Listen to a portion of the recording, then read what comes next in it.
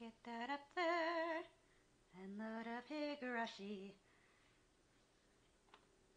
I know what you're all thinking. Why doesn't she have this already loaded? Because I'm not the sharpest tool in the shed. And hey there, everybody, welcome back to another stream for Higurashi no Nakakoroni. The Onikakushi arc thing. Murph. I just had my dinner. It was good cheese. Oh no! Knocking my mic around. That doesn't help. Sorry, microphone. Didn't mean to do that to ya.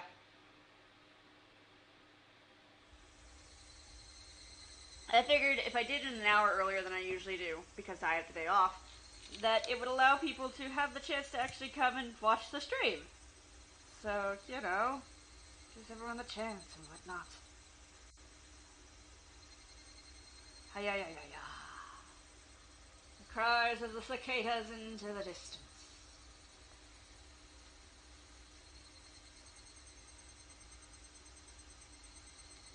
Into the quiet. Into the world.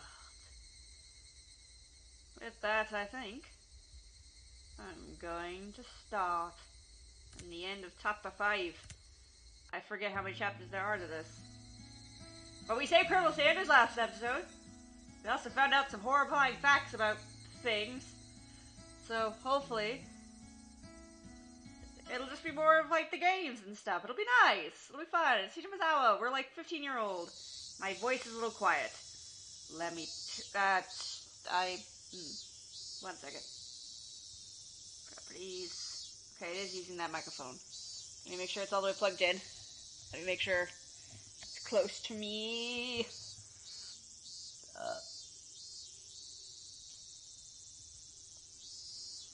Oh, well then, heck. I can't help the echo part. Because it is coming from my main microphone. Turn on that a little bit. I'll move the microphone. Prefer not to, because it's currently tied around stuff. Nah. I did whack it not too long ago. I think is that better? Do I sound better? I can always keep a hand on it, because nothing's going to require me to hold anything in this game. But does it sound better now? Does it not sound so echoey? I mean, it may be picking up my heater. Okay. Cool! Thank you, Han. A few days have passed since the incident. During that time, either Mion was busy or Rika-chan had to help with festival preparations, so we couldn't get everybody together for club activities. I whacked you with my arm! There's no good reason for it, it just happened. Even though I thought I would never want to participate in it again after the years it shaved off my life each time, not having it only made my heart grow fonder. I really am not honest with myself. Today we finally had our club activities again. These weren't the same old club activities. It was called the Watanagashi 5 Demon Firefights, and it was one of the biggest events in the club. Keiichi! Does this yukata still fit you? Can you try it on for a second? Mom pulled out an old, dusty yukata. Nah, I don't need a yukata. Those are embarrassing, so I'll just go in my normal clothes. But this is a festival! Wear it, okay? So who wants to talk about murder? Yay! Rena and the others said regular clothes are just fine. If I was the only one wearing a yukata, it'd be even more embarrassing. I put on the same old vest as usual. I'm going with Rena and the others, so you don't need to worry about me. Is that so? I'll be going with Dad when he wakes up. Dad let out a loud snore from the sofa. From how it looks, he must have pulled an all-nighter last night. He just finished sending in his manuscript, so he might not wake up for a while.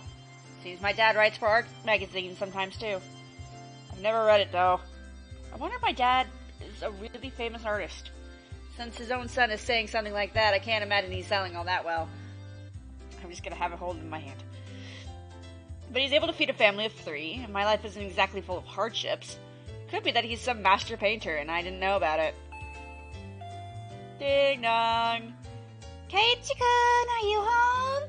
Uh-oh, it was already time. I didn't want them coming here, so I was planning on leaving early and waiting outside.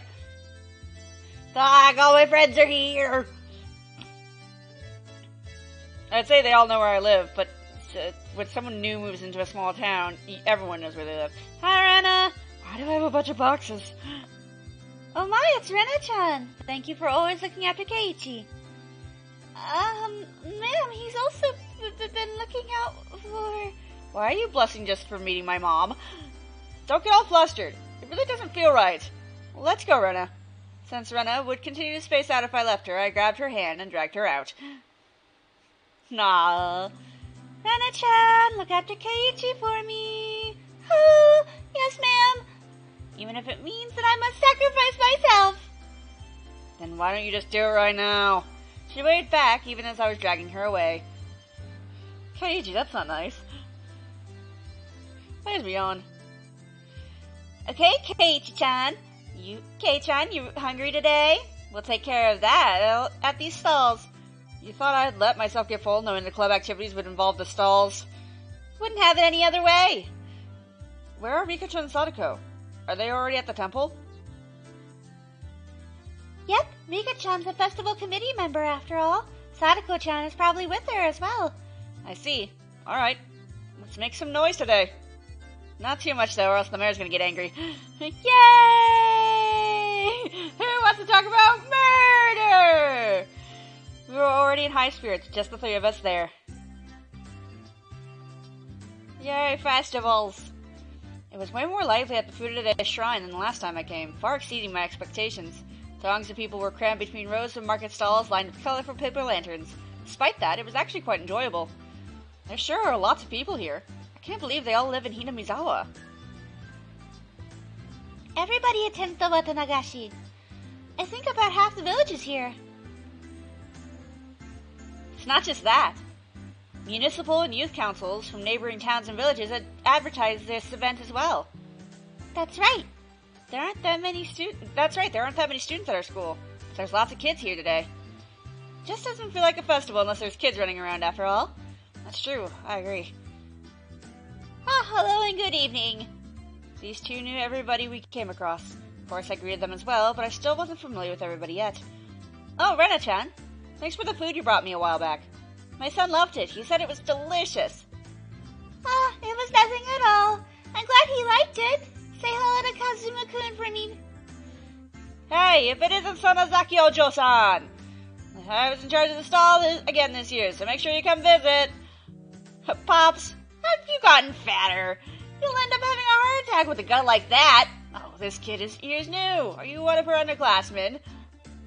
He's one of my members. An up-and-coming hopeful. If you cross him, he'll crush your stand in one night. You got a little missy seal of approval, I see. Hope you take it easy on me. As you could imagine, Mion was chatting away with the old guys running the stalls. Mii-chan is really energetic after all. She's really popular with the older men. I think Rena is pretty popular too, being cute and all. That was, of course, so long as her little condition didn't flare up. So long as she's blushing quietly, she's pretty cute. And then starts howling, "Oh!" I'm popular with some people? Really? Really? With some people. I evaded giving her a straight answer by roughly tossing her hair. The stall keepers came all the way from town. It's not really a festival without them, after all. So we're going to mess with them now? I don't care what kind of match it is, I'm gonna win it. Oh yes, I'll try too. Yay, murder! Hey, you're all very late. It's unacceptable to keep a lady waiting, Keiichi-san. Oh, my bad. So where's this lady I've kept waiting? What did you say? Alright, Sadako was in top form as well. Seems she was all excited about being able to get everyone in the club together for the first time in a while.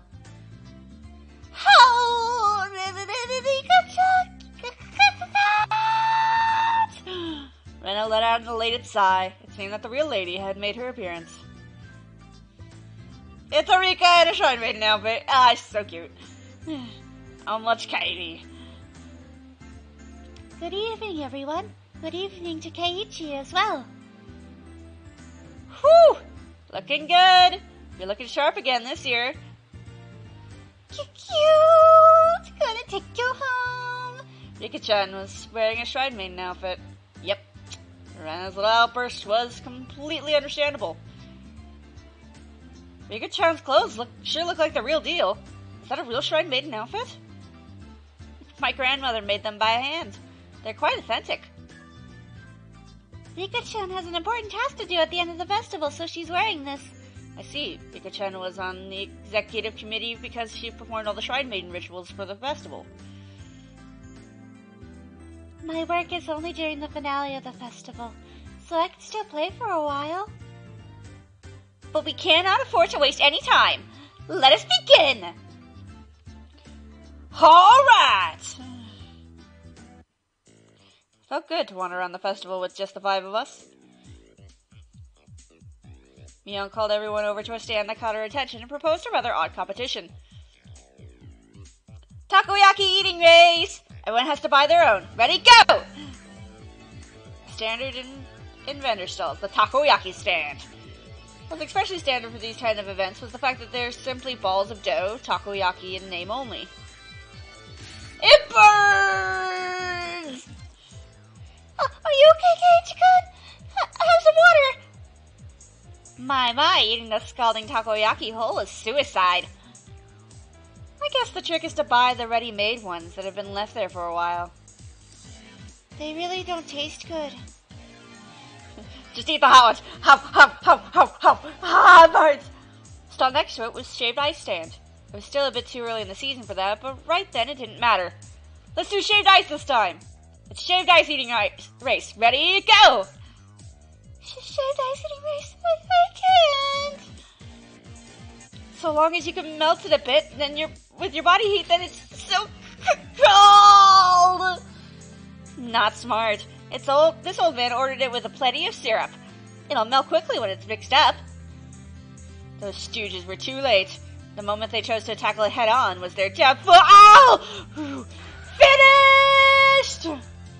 Kei-chan is done? That was too fast! It couldn't be. Keiichi-kun, you didn't add water from the goldfish tank behind you, did you? That can't taste very good. Could I add the water? Next to that was another old favorite. A cotton candy stand. Ah, God, they're gonna have stomachache after stomachache. Why don't we do this one next? Of course, it's a speed eating contest. Hey, how do you eat cotton candy quickly? How?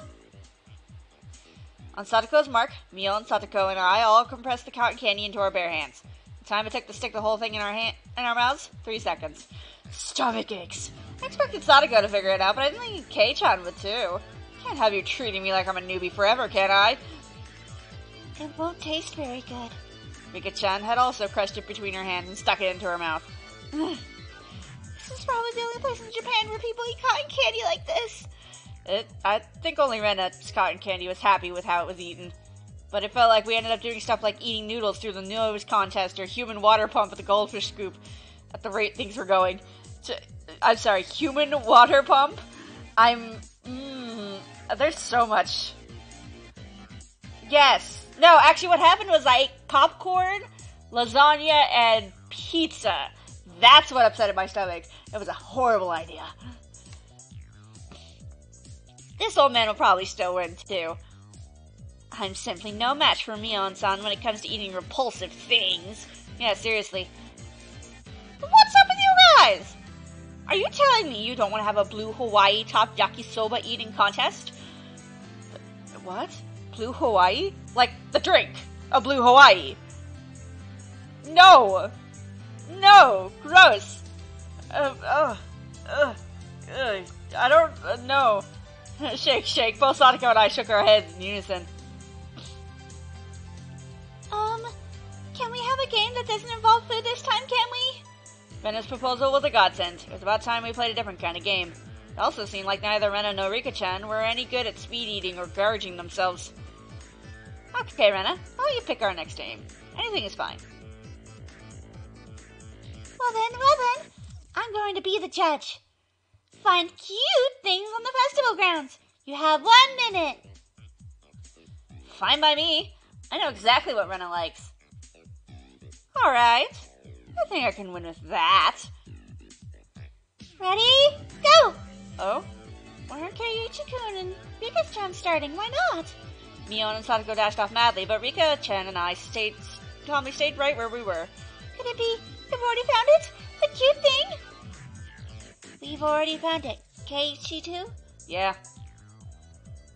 What is it? What is it? I can't wait! Both Rika-chan and I stood motionless for those few moments before Mion and Satoko returned. It's probably the first time we've gone head-to-head like this. It will be the first. Rika-chan, you expect to win with that, huh? I am a member of this club as well. Win by any means is our society's third rule. Rika-chan sneered to the best of her ability. You're on! Both Mion and Satoko came back, each with their own plan of attack stuffed in their arms. Okay then, let's go in order. Let's start with the club president, Michan. Too bad, you guys. I'm ending this now. This old man brought this! Where'd she get those? Those are old tin diamond-shaped signs. Pleb curry, snake coil incense, and Oronami seat. How about this? It's very understated. A little too understated, Mion. I used to see those stuck up on barbed wire fences. They were more nostalgia than cute. Can you explain what part of that is cute? But there are puffs of smoke noisily shooting out of Rena's ears and nose. And that's like a steam train. I didn't get it. I shall be up next. It is this! It was a hand-drawn poster from the Ladies' Society roasting corn stall. It was a really bad sketch done by a housewife. An anthropomorphic roasted corn drawn without any real sort of plan. Its very existence invited a sense of sorrow to the viewer. Bleep. That was the sound of blood jutting out of Rena's nose. It seemed to have been rated higher than Mion's. I really didn't get it. Feels like your artistic sense is more avant-garde by about 5 eons. Oh, those were nothing but mass-produced signs, after all. They had no chance against something hand-drawn. I couldn't even begin to follow the way those guys were thinking. Then I will be next. Next is Rika-chan, is it? Couldn't even do without doing anything. Did you and Satoko both forget? If Rika-chan felt like it, she could simply... After moving about 10 yards, she began waddling up to Rena. Seeing that, both Mion and Satoko gasped. Oh no! Too late. Rika-chan tripped over nothing and laid motionless after falling down. Rena hurried over to her. Rika-chan, are you alright? Are you alright? Rika-chan had a lump on her forehead and tears rolled up in her eyes. Only her fingers peeked out of her sleeves. This was the vital part. The palms of her hands were covered by her sleeves. She just made a single sound. Oh! Cute! Going to take you home! I'd completely forgotten about that. The play that I personally had to use. Rena's face went completely red, her head bobbing back and forth with excitement. She embraced Rika-chan and began rubbing her cheek against her. I expect no less from her. Not a single element was overlooked. Lolly, Shrine Maiden, Brink of Crying, Mew, it was perfect! A simple trip, transcended into pure moe. Now that's what I call art! Kate-chan has a weird definition of art. I was just pretending the sharp sting of those words cutting through me like a razor was a pigment of my imagination. Rika-chan turned her gaze to me with a daunting smile as she caressed by Rena, who was in full cute mode. Now, Keiichi, can you beat me? That cold smile is frightening, Rika-chan. It must be in my imagination, but I see a demon inside her sometimes. Kei-chan seems to have his own plan of attack. I wonder if he's going to show her. I also wish to observe the play Keiichi-san will make. Could it be? Is Keiichi-san also going to give a performance? I basked in their pointed stares. I pulled Rena, who had no sign of canceling out cute mode, away from Rika-chan. Oh, cute thing! Keiichi-kun, let's go! I'll show you something even cuter, so just hold on for now. Huh? Oh, so something even cuter? But it's a bit too crowded here. Let's go back there. Rena looked very surprised as I pulled her behind the shrine. I can't fathom what Keiichi-san could possibly be planning.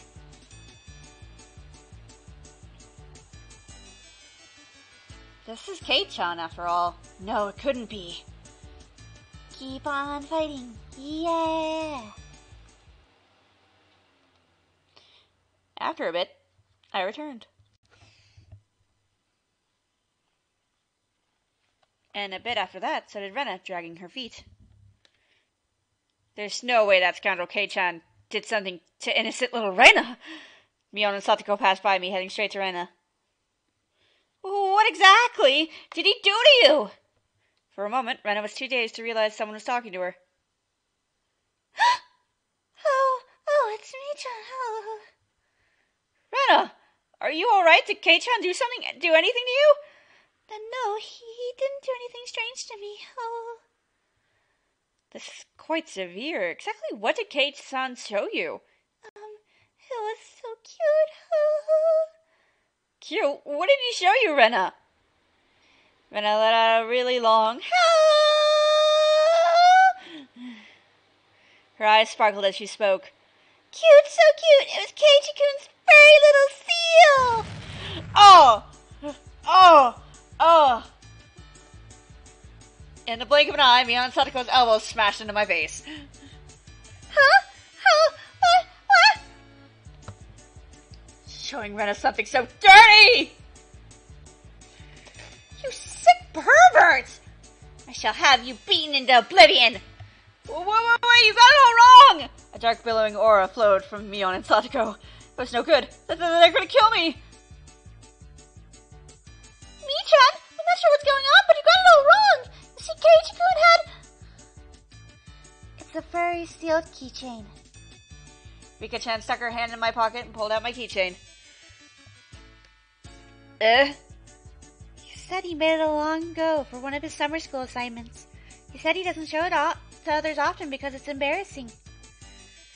Yeah, so small and cute. He tried to do his best when he made it. It's so adorable. Oh, this whole man thought you meant it was Keiichi's cute little fur seal. I expect no less from Mayon-san. You misconstrue things in the wildest way. They slung insults at each other and looked like they were ready to tear into each other at any second. I beg of you, if I'm in the clear, would you mind getting off of me? Oh, we were interrupted by the flash of a camera. That's Tomatake-san! What up, bro? Hey guys! You all seem energetic, as usual. It's Tomatake-san. As I lay crumpled on the ground, Mion and Satoko continued to bicker above me. Rika-chan was patting me on the head, and Rena was still in cute mode. It was probably a lively scene. It's a fine evening indeed, though it's rather poor etiquette to photograph a lady without her permission. That's right. At least you don't really need Satoko's permission. No! Satoko dug her heel into me. Good evening. You're heading back tomorrow, aren't you? Were you able to take lots of good photos? Thanks to you. I got plenty of good shots. Tonight's the last we'll see old Tomatake-sama, isn't it? Such a shame. Hurry up and have your major breakout soon. Just as rude as ever, aren't you? I really am sad I won't be able to hear that voice of yours for almost half a year. Be sure to have as much fun as you can tonight. You'll be back in Tokyo tomorrow, after all. That's true. It will be another 6 months, until I can enjoy another night where I see the stars. Tomatake-san looked up at the night sky cheerfully. At that moment, even though he was smiling, I sensed a bit of sadness. Why don't you move here, Tomatake-san? In Hinamizawa? Tomatake-san was speechless. It's not very convenient here. No shops, or recreational spots. There's might not be anything really here, but, you know, everyone knew what I was trying to say. Tomatake-san was also well aware. So Rena, Mion, Satoko, and Rika-chan. None of them butted in. I've only been here less than a month, so I don't really know everything about it. Normally I'm a really talkative guy, but in situations like this, I'm at a loss for words. Even though all this was happening in such a boisterous setting, it felt like all the background noise is fading into the distance. This place is probably... Tomatake-san rested his hand on me gently, silencing me. Thank you. Keiichi-kun. Mion-chan and Rena-chan. Satoko-chan and Rika-chan. Tomatake-san's smile was so slight it looked as if it was going to crumble at any minute, but it was warm. I also think it'd be great if I could live here. Those might have been cruel words coming from a kid who didn't need to worry about working to feed himself. A hand touched my back. It was Rena. Keiichi-kun, you shouldn't pick on adults, it's not nice. The background clamor of the festival returned. We won't be seeing him for a while after all. We need to make sure Tomotage-san also enjoys tonight. When Rena smiled, the mood instantly got brighter. That's true. I think I'll do just that. Ah, hey Mi-chan, how about it? Can we let Tomotage-san in our club activities? That's a great idea. So I thought, but Mion has a snobbish look on her face. One of the requirements for membership is residence in Himemizawa, you see. Come on, Mi-chan, just for today. Don't be mean. Well, he does come here often every year. I'll make him an honorary citizen. Oh, yay! Now then, I wonder if this aged fellow will past his prime will be a match for me. Let's have him show us the wisdom of a mature adult. Can you keep up with us youngins? Tomotage-san backed slightly from our audacious grins. I, Mion Sonozaki, club president, do hereby authorize honorary citizen Tomotake's entry into our club. Her words were quickly drowned out by our cheers. What do you mean by club? What our club does, you see, in order to cope with our complicated society, we perform various activities with various rules. Sometimes they're in your favor, and sometimes they work against you. I'm pretty weak, so I prefer you not single me out. Let's try to get along. If you wish to mock our childish games, then this would be the perfect opportunity. We'll leave you with nothing. We won't even leave the hairs on your butt. So it's a club where we play games together. Of course, Rika-chan was the only one to give an answer that made sense. Alright, just what I wanted. I'll take you up on that challenge. Don't be too rough on me, my mentors. Tomotage-san got riled up and did a victory pose like he was 10 years younger. That's perfect. We continued walking through the festival with Mion in front. Now we looked like we were a family of 6. It had some intensity to it. Same rules as always. The loser will, of course, be subject to a penalty. Tomotage-san was a bit surprised, but to us it was just the same as always. Regardless of how terrible a penalty it was. Just don't lose! Rena was always brimming with determination. She didn't have any intention of losing. That's true. I tousled Rena's hair to lighten the mood. She giggled to hide her embarrassment. Ah, I see. This is what it means to feel like a kid again. Tomotage-san whispered that to nobody in particular. And at that moment, we heard an old man call out in a strong voice. Looking over, I realized it was the man Mion had greeted right before the festival. You're here! Little Miss Sonozaki! Seems you brought quite the crowd! We came to eradicate your entire stall! His stall was a shooting gallery. It was the usual setup where you had to knock down prizes you wanted with a cork gun. The rules are simple. 3 shots. The winner is whoever gets the biggest prize. Everybody shouted their agreement. There was no need to consider how to win, since the condition to win was simply size. The biggest prize of the stall went without question. It was that one, wasn't it? Whoa, that teddy bear! Cute!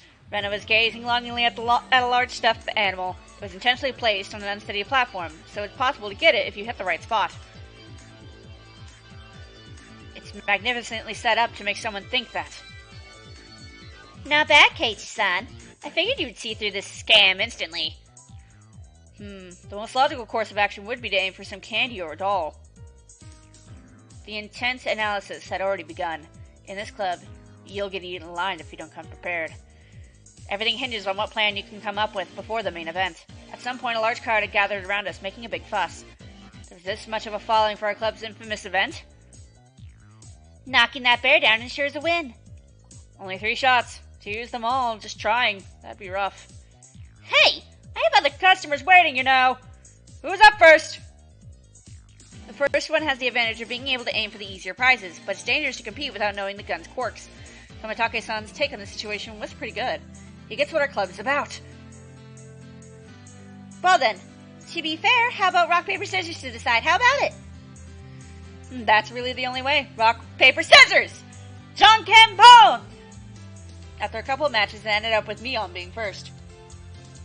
I didn't want to end up first. Ah, well. I'll just think of it as a handicap. Gramps, gun! There you go. And the shooting rain gun handed her the rifle. Mion looked over intently. Soon, she didn't forget to check the cork bullet either. Okay. This gun is brand new, isn't it? No faults? Not bad. Mion raised the gun in one swift motion. It was completely different from her careful inspection. She was shooting from the hip. Fire! Reload! Fire! Reload! Pop. It sounds like the... I can't do it anymore I could do it a lot when I was younger, which was the whole mouth pop thing. Fire! Flop. Flop, flop. 3 candy boxes fell, one after the other. Big haul. The crowd paused in a moment of awe, and then erupted in cheers. Whoa! Awesome! That was quite good! Tomitake-san was at a loss for words after seeing such shooting prowess. Amazing, Mi-chan! 3-3! Her accuracy was incredible. Her choice of targets wasn't bad either. The 3 Mion had gotten were fairly large and pretty easy to knock over. They were all targets with very high return on investment. Who's up next? Sadako? Careful, the bullets are light. Next was Sadako. The rifle looked a bit big on her body, but it didn't seem like she had any problem with the weight. Of course! I shall aim for the grand prize! She proclaimed as she was going after the teddy bear. Damn, Sadako. Such a bold move. The moment she knocks it over, she's guaranteed to be in first. Good luck, Sadako-chan! Sadako was the opposite of Mion. She aimed at the target quite carefully and squeezed the trigger. Ah, these bullets are too light! The first 2 bullets struck the bear in the torso, but it only shifted a bit. You need to aim higher, towards the head, or it won't work. Sadako's 3rd bullet wasn't aimed at the bear, but at the candy box below its arm. Hate to say it, but it appears the bear is just too much for me. She went boldly after the big catch, but since she switched over to less impressive play at the last second, the crowd only gave a strained laugh. Were they laughing because she lacked the courage?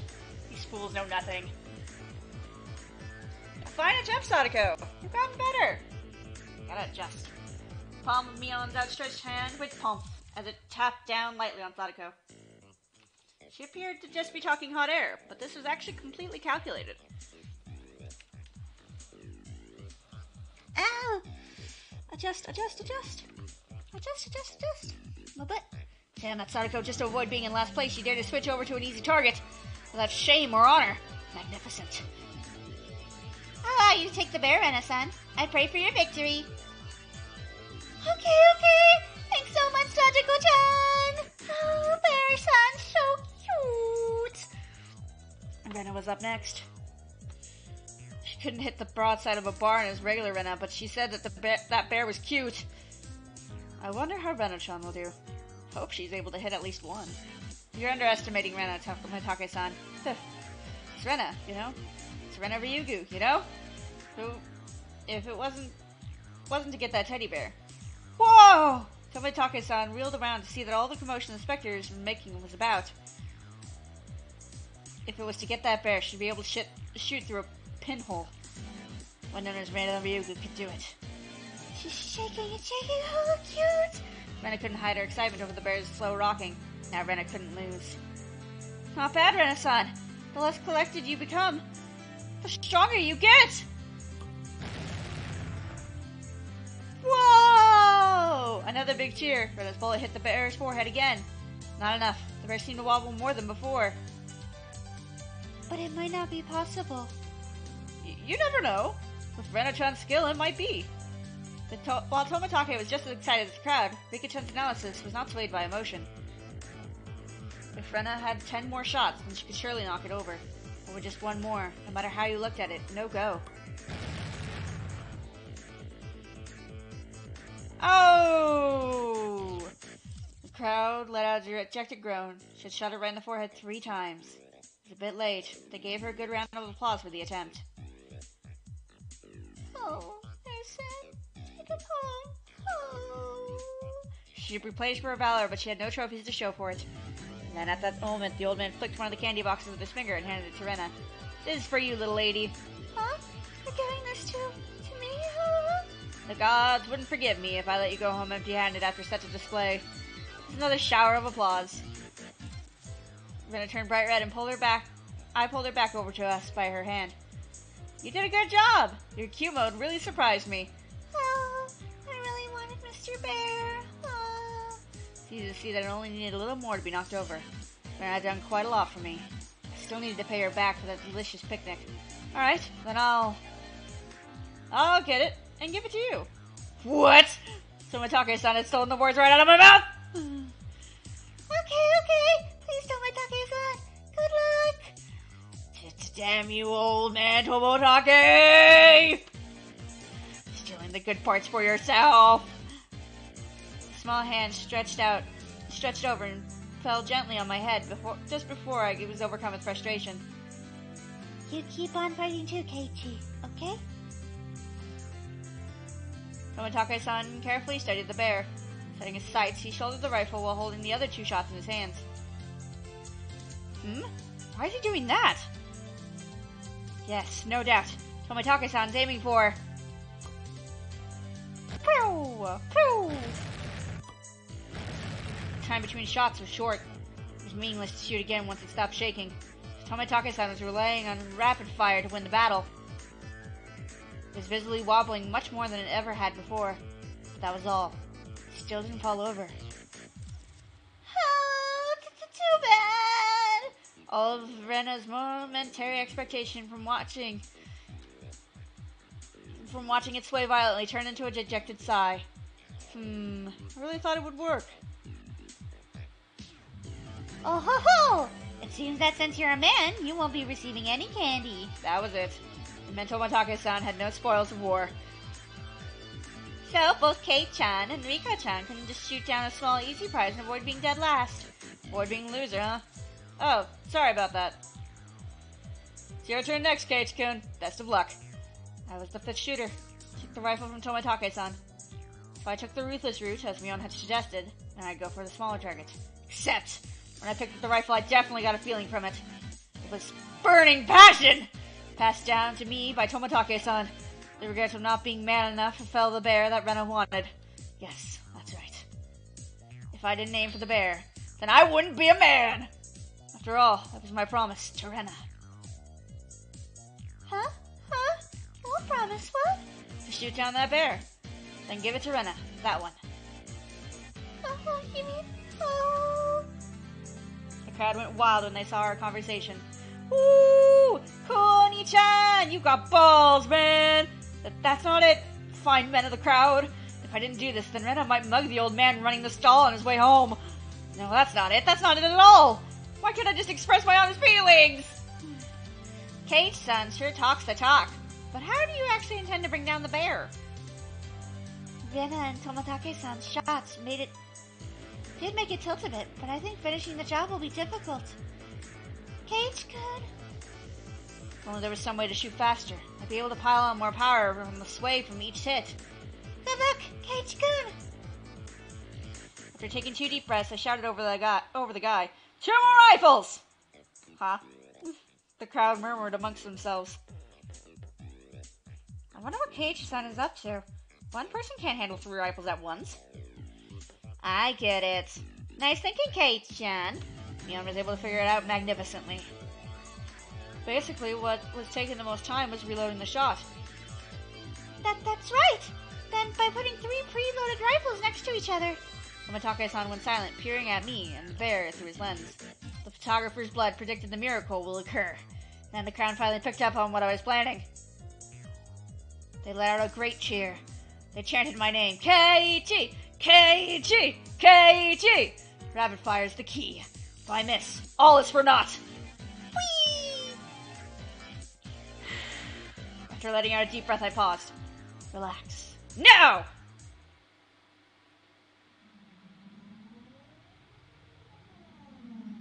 That moment felt like time itself had stopped. I felt like I could sense the trajectory of the bullets. Hit it. And knock it down. The first shot hit the bear on its head. The second. Third. The bear swayed hard. And then...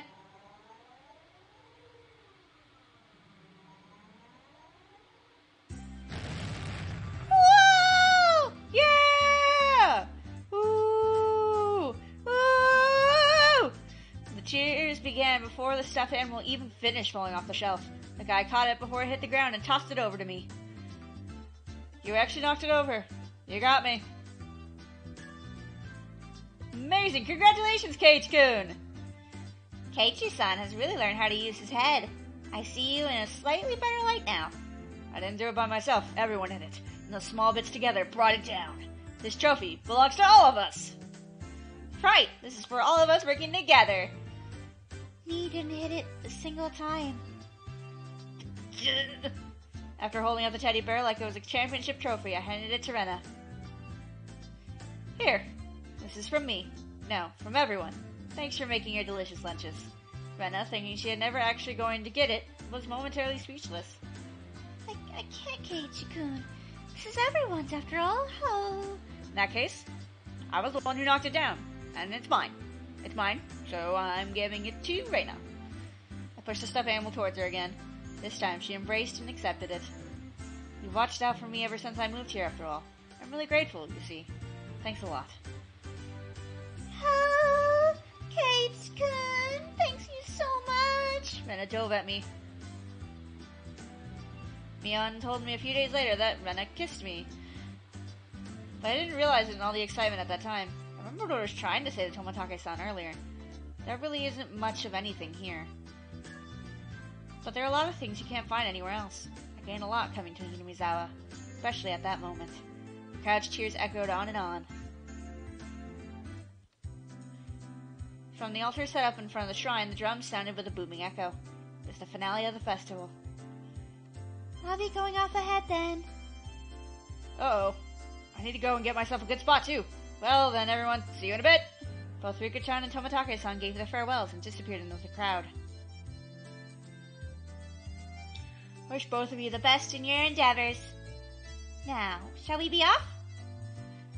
Yeah, might as well go see Rika-chan's charming figure. Let's go. Yeah. Huh? Where's Rena? What are you doing? Keiichi-kun, Mi-chan, save me! Since she was carrying such a ridiculously large stuffed animal, she was being carried by the flows of people. What is she doing? She must have her hands full taking care of that bear. So I'll leave Rena in your care, Kei-chan. I have my hands full taking care of Sadako. Who would want to be looked after by you, Mion-san? Ouch, please don't pull on my arm! Before losing sight of Mion, I grabbed the back of Rena's collar. Keiichi-kun up there, don't grab me there! Always so bossy. Where can I grab then? I didn't feel ashamed at all. Rena was ashamed enough for the both of us. I grabbed onto Rena's hand and dashed after Mion and the others. We're going to be late. Let's hurry. Yeah. Aw, he's so cute. I hadn't realized Rena's hand was so delicate. Your hand is delicate! Ugh. Maybe she needed a bit more exercise and nutrition? That wasn't what I meant. Not at all. My ears burned. I tried to keep calm. I repeated the phrase, keep it together, Keiichi Marabara, in my head. But it didn't look like I'd be able to anytime soon. I really didn't want Rena to see my face right now, so I pushed onwards, dragging her along without looking back even once. There was already a huge group of people gathered at the altar in front of the shrine. The fire at the altar made it so bright as midday, and just a thought. There was a pile of futons wadded with sanctified rope in front of the altar. Come to think of it, they did say it was a festival where they did something with cotton and futons. Keiichi-san! Rena-san! We're over here! Sadako waved her hand from the front row. Oh, sorry! Making our way through the mass of people, we reached the spot they had saved. How was it? Were you able to get a little bit of excitement with Rena? You punk! So that's what your plan was? Instead of replying, Mion gave us a perverse grin. How was it, Rena? Was Keiichi-chan's hand bigger than you thought it'd be? Rena turned bright red, puffs of steam shooting out of her. I heard something slice through the air and turned around to see Mion on the ground with a welt on her face. Mion, when were you hit? Between the heart and over how... I think... Rena, it's not good to punch your friends to hide your embarrassment. I didn't hit her. Whatever. Fucking Mion getting whacked between the how! Thump. A The thunderous beat of the drums echoed, silencing the crowd. You must all be quiet. It's the beginning. It was a solemn ritual. Rika-chan entered dressed as a shrine maiden, followed by members of the municipal committee. The elders all looked at Rika-chan and clasped their hands in praise. The only thing allowed to disturb the profound silence was the flash from Tomotage-san's camera. What's that big thing Rika-chan is holding? A hoe that's used for this festival. It's a sacred farming tool that only the shrine maiden may touch. It's an awkward shape for a piece of farming equipment. Not uncommon for something used in rituals. After reciting a Shinto prayer, Rika-chan approached a pile of futons gathered at the altar. She swung the hoe skillfully, plowing it into the futons. Each and every little movement of this performance probably had to be done in a certain way. Without doubt, this was a ritual. What's next? Airing out futons? She's purifying futons that absorbed illnesses from people over the winter. So, when Keiichi-san said airing out futons, he wasn't completely wrong. Rika-chan's face was already dripping with sweat. That hoe was probably really heavy. She staggered side to side with the momentum of each swing. Sadako looked on, silently lending her support. Worried? Rika-chan practiced every day with a mochi hammer. She will certainly prevail. Sadako's hands were sweaty, and whenever Rika-chan started to sway a little, she held her breath. Why wasn't Mion a candidate to be the Shrine Maiden? It feels wrong having Rika-chan swinging around something so heavy. I'd do it if they asked me, you know. And well, it's not something just anyone could do. That's true. Shrine Maidens need to be pure after all. Gah! Mion drove her elbow into my side. With the thud of the big hammer, Rika-chan gave a solemn bow and descended from the altar. That triggered the round of enormous applause. After the Shinto priestess had raised up the cleansing futons like a portable altar, all the spectators stood up. Following after the priest, they marched on a moderate pace. They descended the shrine's giant stairs in a line. What's happening now? Washing the futons in the river? Watanagashi means setting cotton adrift, you know.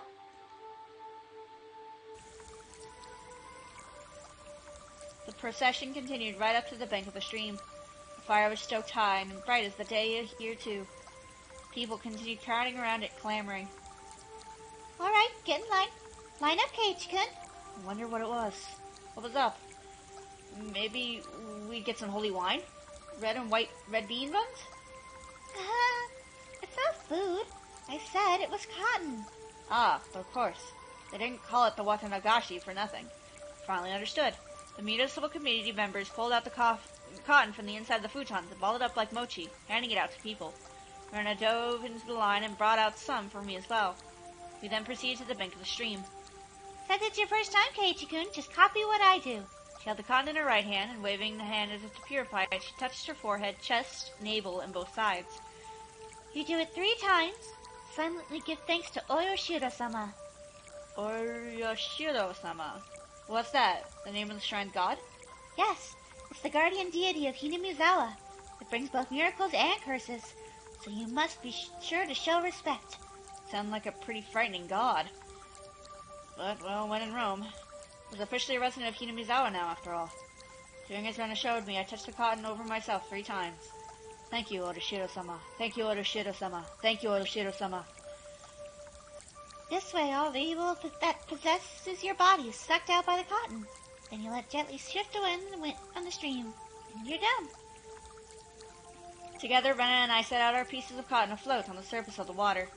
Flowers of cotton blooming in the water had sucked out all the evil festered in Hinamizawa and drifted off, disappearing into the distance. It was wonderful, with those floating lantern festivals I'd see on TV. The best part, though, was the feeling that, like this rite of passage, was made me a true resident of Hinamizawa. Isn't that nice? That's nice.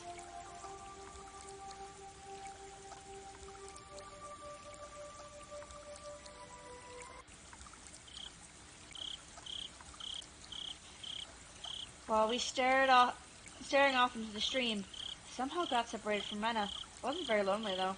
I know this place now. This is where I live, my home. It's probably better if I just stay here instead of wandering around aimlessly. Someone will surely find me while I'm enjoying the evening breeze. I heard a familiar voice. It was Tomotage-san's. I headed towards it.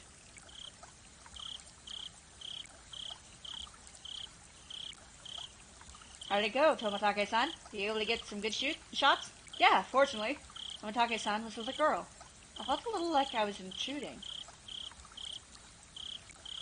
How was it, Keiichi-kun? Did you enjoy the festival? From the way it spoke, like she was a resident of Hinamizawa. I really should try harder to remember people's faces here. What was her name? Well, it was fun. My face must have given away how desperately I was trying to remember her name, because she gave a lighthearted chuckle. It's probably because it hasn't been long since you moved here. It's pretty hard to believe, seeing how friendly you've gotten with the other kids. That's how it looks. It's probably all the thanks to Rena and Mion. Perhaps you feel more like a resident of Hinamizawa after taking part in the festival today? I wonder about that. Oh, that's not like you. I had tried to get used to Hinamizawa, but there are still plenty of things I didn't know. Based on the people I'd met, for example. Things that had happened in the past as well. Oh, you're feeling left out because of something like that? It's not so much a feeling left out. It's just, I'm not sure how to say it. That incident at the dam construction site. Fighting over it and other conflicts. That terrible incident that they pretended they didn't even know about whenever I brought it up. Even though it was in the past, as someone living in Hinamizawa, it wasn't wrong to want to know about both the good and bad that happened here. If it will put you at ease, then I'll tell you everything I know. Tomatake-san's smile made me more relieved than I had ever been. It was hard to think of what to ask when someone said, "Ask me anything, though." When there's so much I wanted to ask. Then, could you tell me what happened when the dam was being constructed? There was a big incident where Hinamizawa was going to be submerged, right? I think the locals would be more knowledgeable about the dam than I am. Well, if you don't mind, I'll tell you what I know. It's only what I read in the newspaper, though. Tomatake-san entered an unfocused gaze as he searched through his memory, then he spoke. The decision to start the dam project was finalized 7 or 8 years ago. I heard it was the next major project after Korobe. There were 3 major issues in Japan at that time. Improving interland transportation infrastructure, meeting the high demand for electricity, and flood control. There was a boom of dam building due to massive economical stimulus they provided on top of generating electricity and flood control. Hinamizawa had the right conditions to support dam construction, so it was singled out. The dam reservoir would have covered quite a lot of ground when it was completed. The entire area, right up to the Yaoguchi upstream, would be underwater. But why did they pick a populated area like Hinamizawa? Couldn't they have instead picked a place where nobody lived? I'm not sure why, but I heard it was just the right terrain for building a dam. Of course, there were protests here in Hinamizawa. Miko-chan had said that there was a battle. From that choice of words, I had to guess things turned violent. There was a trial, and it was even brought up before the National Diet. It was covered in the Tokyo newspapers, too. Yana told me all about that as well. I'm sure every resident of Hinamizawa had united to fight together. The feeling of solidarity found here, which could not be expressed properly with mere words, was likely brought about by that battle. As a result, bribery and scandals were brought to light. As things got more and more complicated, they eventually halted construction. If I wanted to know, now was my only chance to ask. It was certainly a bizarre incident that boys my age would be curious about. I felt a little shame from the fact that I was petty enough to have my curiosity piqued by Rena and Mion's refusal to talk about the event. But I figured I might as well ask since I had a chance, just so I would stop thinking about it so much. So, there was a dismemberment, right? There was. I happened to be here in Hinamizawa at the time, so I remember it well. Tomatake-san was nonchalant in contrast to my hesitant, forced-out question. It was about this time 4 years ago. It was the day of the Nagashi, if I recall correctly. Debate on whether to continue construction on the dam was in disarray. Scandal after scandal rocked the project near the end. The incident that was the final nail in the coffin for the dam project. A fight at the dam construction site ended in the victim being murdered. Fearing persecution, the 6 assailants divided the remains into 6 pieces and each hid one. 5 of the 6 criminals turned themselves in out of guilt, but 1 was still on the run. The right arm he had hidden had yet to be found. The major details line up with what was in the tabloid I had read earlier. It certainly was a tragic incident, but it wasn't so terrible that Rena and Mion needed to hide it from me. Guess they didn't want someone who had just moved in to have a negative impression of Hinamizawa. I felt grateful for having friends who worried so much about me, as well as shame for being so interested in it. It was near the end of all the trouble with the dam, you see, so everyone was saying that it was Oroshiro-sama's curse. Oroshiro-sama's curse, huh? Oroshiro-sama was the name of the god at the shrine that held the festival today, as I recall correctly. I see. Their guardian deity rained divine punishment down on the evil dam construction for trying to flood the Hinamizawa. Apparently, the young ones didn't think so. But it seems the elderly in the village never doubted that it was Oroshiro-sama's curse. The one with Tomotage-san said with a mischievous chuckle. Tomotage-san began laughing with her. So infectious I ended up laughing as well. But I wonder about now. There are quite a few, I think. Amongst the youth, too. Few what? People who believe in Oroshiro-sama's curse. The woman's lips were still... Oh, fuck, shit. That was... I gave her a manly voice. The woman's lips were still curled into a smile, but her expression turned stern. Then after that, it continued every year. Always about this time. Continued? What continued? Tomotage-san's paused for a second as if to build up some suspense, then he whispered to me as if someone might have been listening. Every year, on the day of the Watanagashi, someone dies. The year following the dismemberment on the day of the Watanagashi, a man from Hinamizawa who supported the dam fell off a cliff, overlooking some rapids, and died while he was on vacation. Unfortunately for his wife, the body was never recovered. He supported the dam construction even though he lived in Hinamizawa. At the time, there were whispers amongst the elderly saying it was Oroshiro-sama's curse. The woman chuckled mischievously again. Then the next year, the night of the Watanagashi, Shrine's Shinto priest died suddenly from an unknown illness. His wife drowned herself in the bog that night. Shrine's Shinto priest? You mean he was from the shrine here? The woman nodded. There was a rumor amongst the villagers that they weren't able to quell Oroshiro-sama's anger. Then the year after that, again on the night of Watanagashi, discovered the battered body of a local housewife. Housewife? Up until now, all those mysterious deaths were people involved with the dam or had a connection with Oroshiro-sama. With that in mind, could the housewife have been involved in some way too? Exactly, the woman stated slyly. No, it was more menacingly. One of the victim's relatives, you see, was connected to the younger brother of the dam supporter who fell to his death 2 years before. The younger brother is still alive, it seems. But it did bother him quite a bit, so he moved to the neighboring town. Who wants to talk about murder? For a while I stood there with my mouth agape. The battle over the dam construction, with Hinamizawa's future at stake, and the murder at the center of it all. That was all I knew, and that was all I wanted to ask about. But that wasn't all there was to the story. Homicide, body disposal, accidental deaths, terminal illness, suicide, fatal beatings. I'm a pretty level-headed person. I don't really want to believe in curses. But the freakish deaths happened every year on the day of the Watanagashi. And all of them were related to the dam construction. It was easy to dismiss each of them as coincidences by themselves. When you put them all together, dismissing all of them as coincidence would then defy logic. I don't believe in curses. But every single year on the day of the Watanagashi, someone or something makes it happen without fail. The woman chuckled again as if she picked on what I was thinking. Felt like she was saying maybe there was. Maybe we frightened him. Stuff like that. I felt embarrassed at being read so easily. I pressed Tomotage-san to continue, a bit of impatience and irritation in my tone. Then? So someone died the next year, right? Who was it that time? I wonder. What do you think, Keiichi-kun? The hell? The way he said it didn't agree with me. The sarcastic tone ticked me off. Don't avoid the question, I'm serious here. Hey, calm down, Keiichi-kun. I realized that when she tried to calm me down that I had been panicking. We aren't trying to avoid the question, Keiichi-kun. It's just, when you say the next year, that's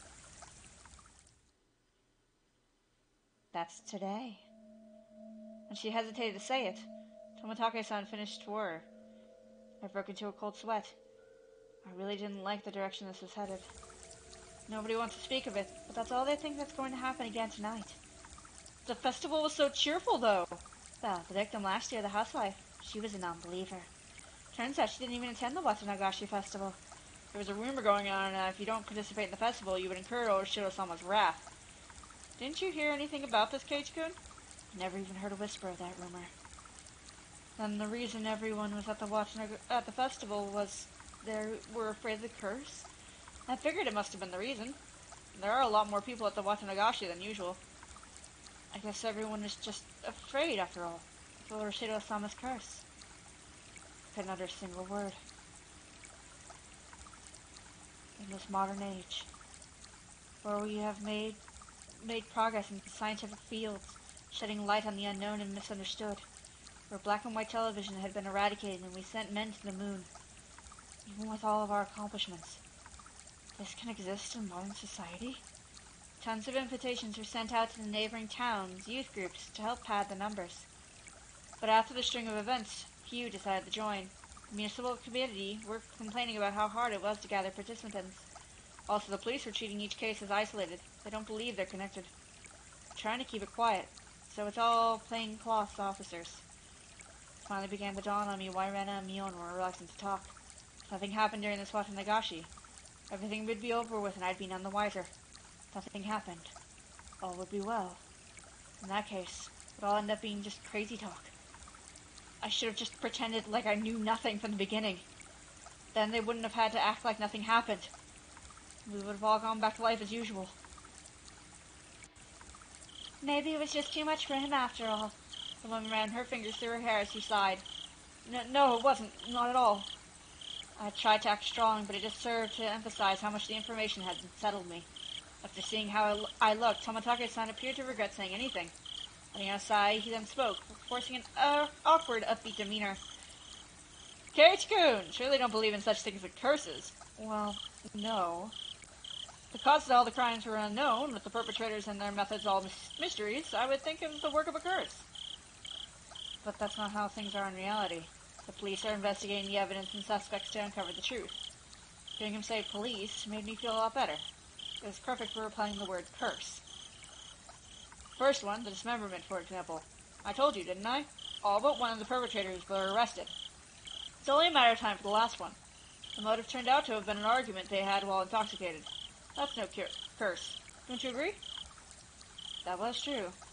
If it didn't happen on the day of the Watanagashi, then I wouldn't think it's related to the curse at all. The accidental death of the men who swore the dam is the same. He had a position that made others hate him. The police made a point of investigating from that angle. They concluded it was an accident. Not foul play. But they both happened on the day of the festival, right? Just think about it, Keiichi-kun. Do you think people with a lot of enemies who are in Hinamizawa could participate easily in a local festival? It would be especially hard for them to be around during the Watanagashi, so they probably left Hinamizawa intentionally around this time of year to travel, don't you think? It wasn't a very fair explanation, but I sort of understood what Tomitake was getting at. So I pressed on earnestly, asking more questions so I could convince myself. Then Tomitake said, what about the priest who died after that? The one with the unknown illness? That also happened on the day of the festival. That's even easier to explain what happened to the Shinto priest. The Watanagashi is a really big event that happens only once a year. It's probably from all the built-up stress. Or may have been because of pre-existing condition. But it was an unknown illness. It's hard to believe something like an unknown cause could exist without all our advances in medicine. That's just an exaggeration. Rumors make rumors. Anyone could get worked up over having incidents happening 200 years in a row. Sudden death is quite unnatural, though. Of course, the police ordered an autopsy because of the strange way he died. But there wasn't enough for them to open a full investigation, you know. Turns out it was just a sudden death due to illness. The priest's wife committed suicide, correct? What about that? I believe I already explained that. Everyone was shaken up by the incidents happening for a third year. Those with strong faith were quick to believe it was the work of the curse. Of course, that included the priest's wife. Apparently, they found a suicide note that said something like, "My death will quell Urashiro-sama's anger." Well then, how about the next incident with the housewife? That happened on the day of the Watanagashi, too. The perpetrator had already been caught and the case had been closed. Turns out it was just some nut job trying to continue the legacy of the Hinamizawa curse. Then what about the next incident the next year? Huh? Oh yeah. This year is the next year. Tomitake-san gave a hearty laugh. Nothing will happen. Not this year. There was never a curse to begin with. It's just that a group of people believed it was the explanation for a string of coincidences. My internal computer finally got itself back on track. I felt a bit embarrassed for how childish I had become after losing control and panicking. see very clearly now that Keiichi-kun really does love Hinamizawa. Even though Shiro-sama's curse actually did exist, Keiichi-kun couldn't bring himself to believe in such a thing existed. I felt very relieved. I should probably just forget everything I heard tonight. I'll greet Rena and Mion tomorrow with the same smile as always.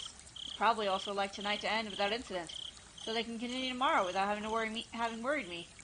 Perhaps seeing my change in attitude, the woman who had been listening in stretched as she got up from the rock she was sitting on. Well then, I should be getting back. Goodness! I think I may have gone on a bit too long. There were so few people compared to the crowd from before. I could even only make out a few groups of families enjoying the cool evening air. I looked at my watch. It seemed that we had talked for a better part of an hour. Didn't you come along with your friends, Keiichi-kun? Not going to look for them? Oh, yeah. They might all be looking for me. You're quite the scoundrel making the girls look for you. See you, Keiichi-kun. Have a good night. You too, Jiro-san. I'll see you a bit later. Tomatake-san seemed quite the scoundrel himself, so his name is Jiro. After dusting off her backside, she disappeared into the crowd, still busy cleaning up the shrine grounds. Yeah, it's our friends. Keiichi-kun, so sorry. In her place, Rena came running over. I could see the others behind her. Speak of the devil. My bad, Kate-chan. We got so caught up in our discussion. I'd completely forgotten about them while caught up in my own conversation, so we were even. My, so Tomatake-san is with you. This works out perfectly. We still need to settle the shooting gallery competition. Oh, that's right. So I guess I'm gonna end up dead last? Oh, poor Tomatake-san. In the end, after my dramatic victory, Reiko was the last challenger, but there weren't many targets left. The ones remaining were all tiny and difficult to hit.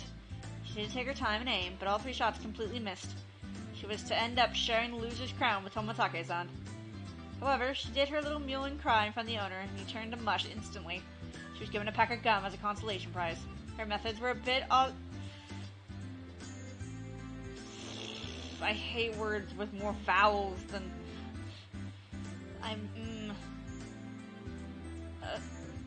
audacious, but she did avoid being the loser rather magnificently.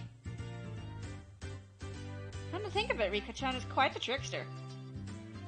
I have no idea what Keiichi is talking about. Now then, it's decided that Tomatake-san is dead last. Everyone cheered and applauded. Tomatake-san smiled royally, slightly bewildered. So, Tomatake-san, are you ready? Penalty time! Huh? Oh, I completely forgot about that. Too naive, Tomatake-san. That's why our club can never lose. Mion pulled a felt-tip marker from her pocket. Oh, it's that. Show him some mercy, Mion. At least use a washable marker. Permanent one is too harsh. It just has to be permanent. It comes off when you do the laundry anyway.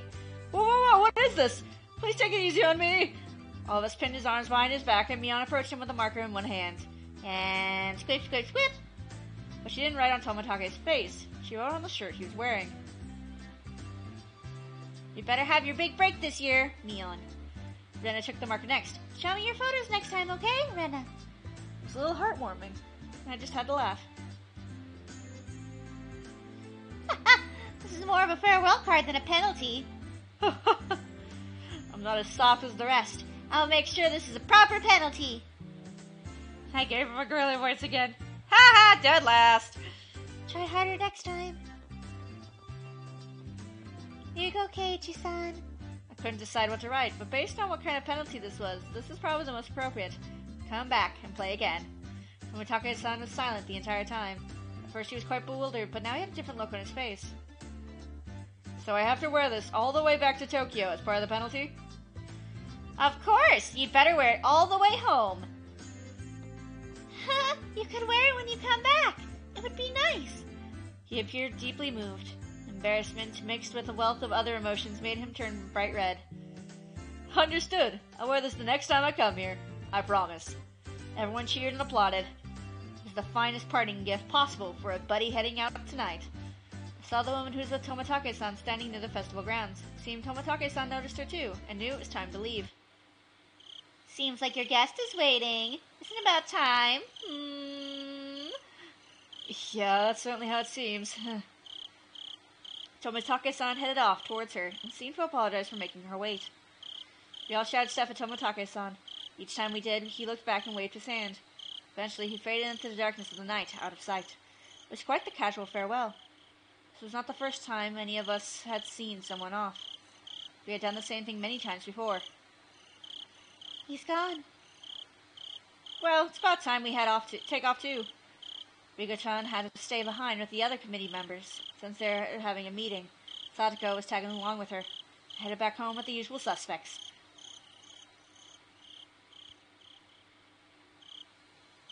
The walk back was quite lively, with talk of the day's war stories. Should have done this, should have done that kind of stuff. Rika and I parted ways with Mion, and it was just the two of us. Then we got to my house and I parted ways with Rena as well. It's already pretty late. Are you alright by yourself? Yeah, I'm perfectly fine. It's close. I'm going to run too. If you run into some weirdo, just yell. If someone does come, will you come and save me, maybe? Maybe? If I hear you. Oh, okay. I'll scream loud enough so you can hear me. Merrily springing her step at a high speed, she dashed off. She was fine. In that mode, not even an adult could stand against her. Rena's cheerful presence disappeared, and it finally became quiet again. A curse that not a single person even whispered about. The more I learned about it tonight, the more unsettling it became. Didn't show on any of their faces, but they were all probably quite concerned about it as well.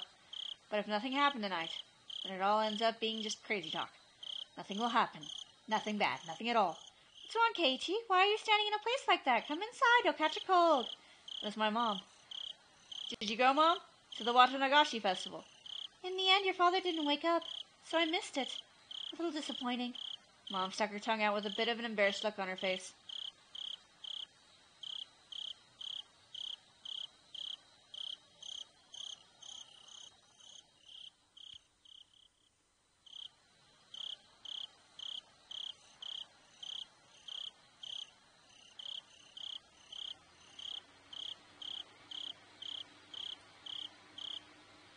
Oh, time to see some new tips. I'll go with the radio log first.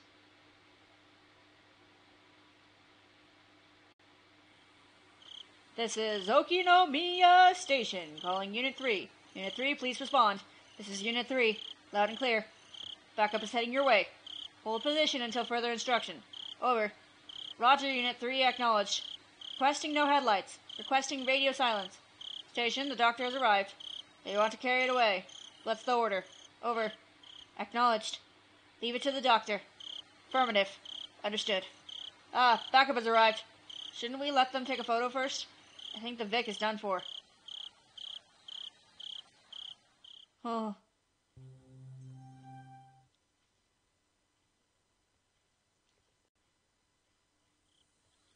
It wasn't reported in the newspaper.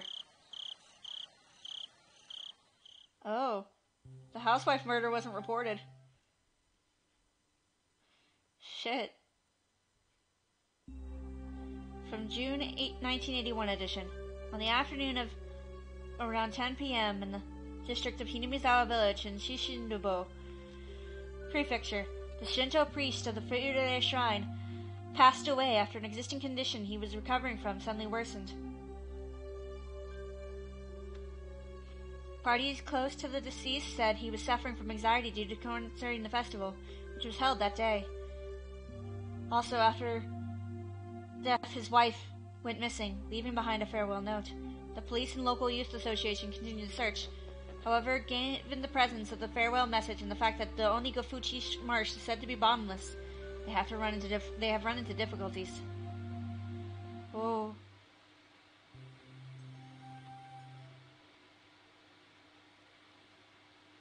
The Hojo family and falling incident. From June 1980 edition.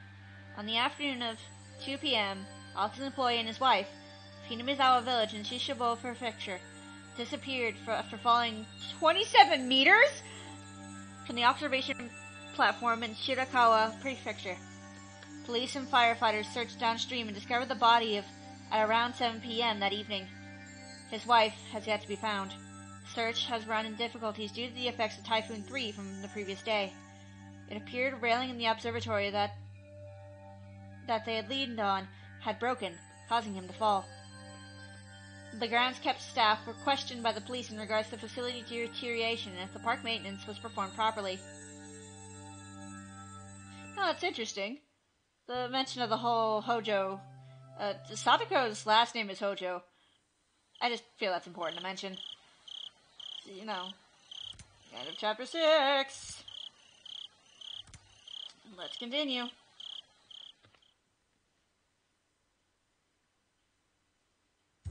Yeah, we're back at school. Ha ha ha. Good morning. Nice job yesterday, Kei-chan. You weren't doing so bad yourself, Mion. Yesterday was fun.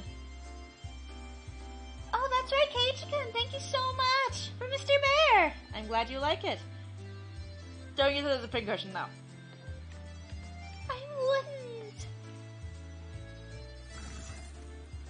Still chatting happily, we entered the classroom, but the moment I stepped into the room, a splashing sound and a nasty sensation. It was a bucket filled to the brim with water, and unfortunately my foot stepped right into it. My, now, how diligent of you to mop the floor this morning!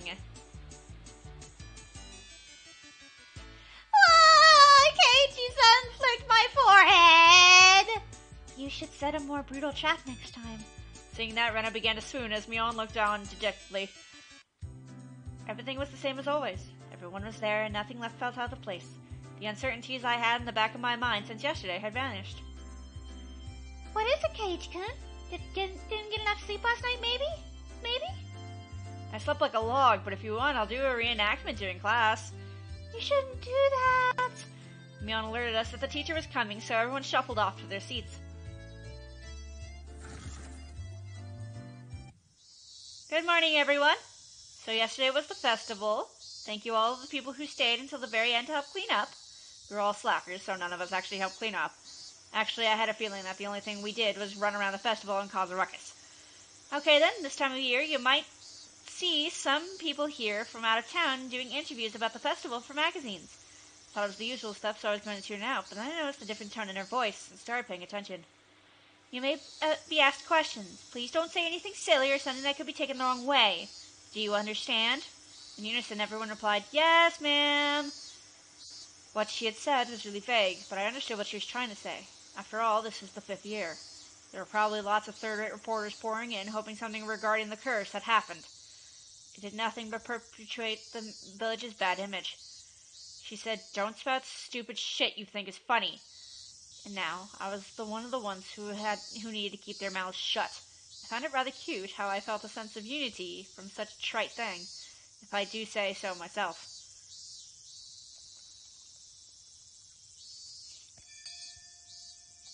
Don't say stupid shit! I was summoned to club activities after school. Since everyone was still pretty tired from the festival, we just spent the day relaxing. Yeah, that wasn't happening. Today, let's play a classic game of deduction. How about this one? Oh, a game from overseas. Looks interesting. It's Clue. They play Clue. The instructions are in English, but the rules don't seem that hard. I won't lose you here. I'm not too bad at this game. Seeing that Rena didn't handle this kind of game very well. The rules are, the person who can match the murderer, weapon, and scene of the crime wins. It's Clue. There were 3 kinds of cards, comprised of suspects, weapons, and locations.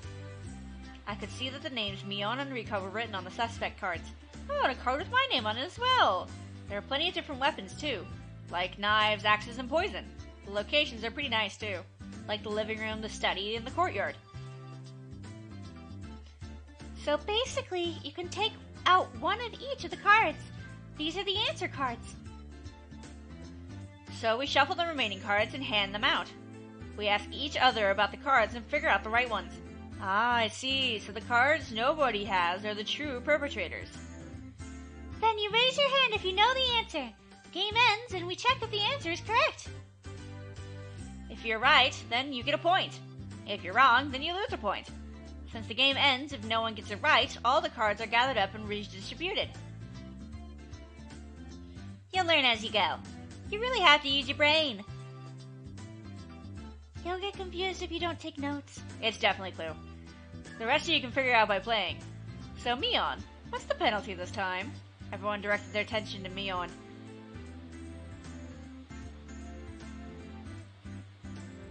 Let's see. We're all still a little tired from yesterday, so maybe we'll take it easy with a gopher penalty. You'll be asked to rush out and buy stuff for everyone. So just being asked to go buy stuff like drinks and candy, I guess. I feel like the penalty today is pretty simple. I wonder, is it really? Is it really simple? Is Keiichi-san thinking what I'm thinking? Yeah. You don't know what you'll have to go buy.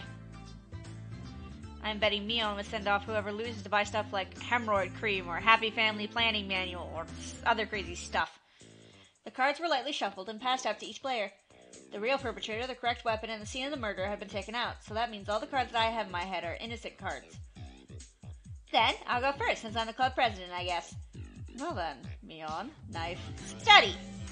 I pick one suspect, weapon, and murder scene and ask each person.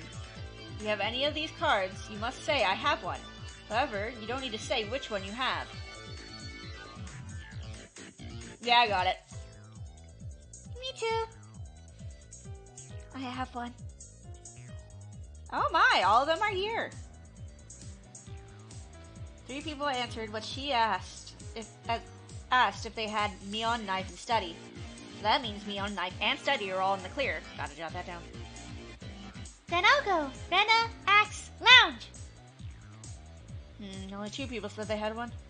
So it means out of Rena, Axe, and Lounge, one of them is correct and is part of the crime. No, wait. Even if they have one, they don't have to say how many. It's possible that either Satoko or Rika-chan has 2 of the cards. Well, Keiichi-chan is next. Go ahead. Wait just a little. I'm still sorting things out. The game has me thinking more than I thought. Oh man, this feels like it's going to be tough.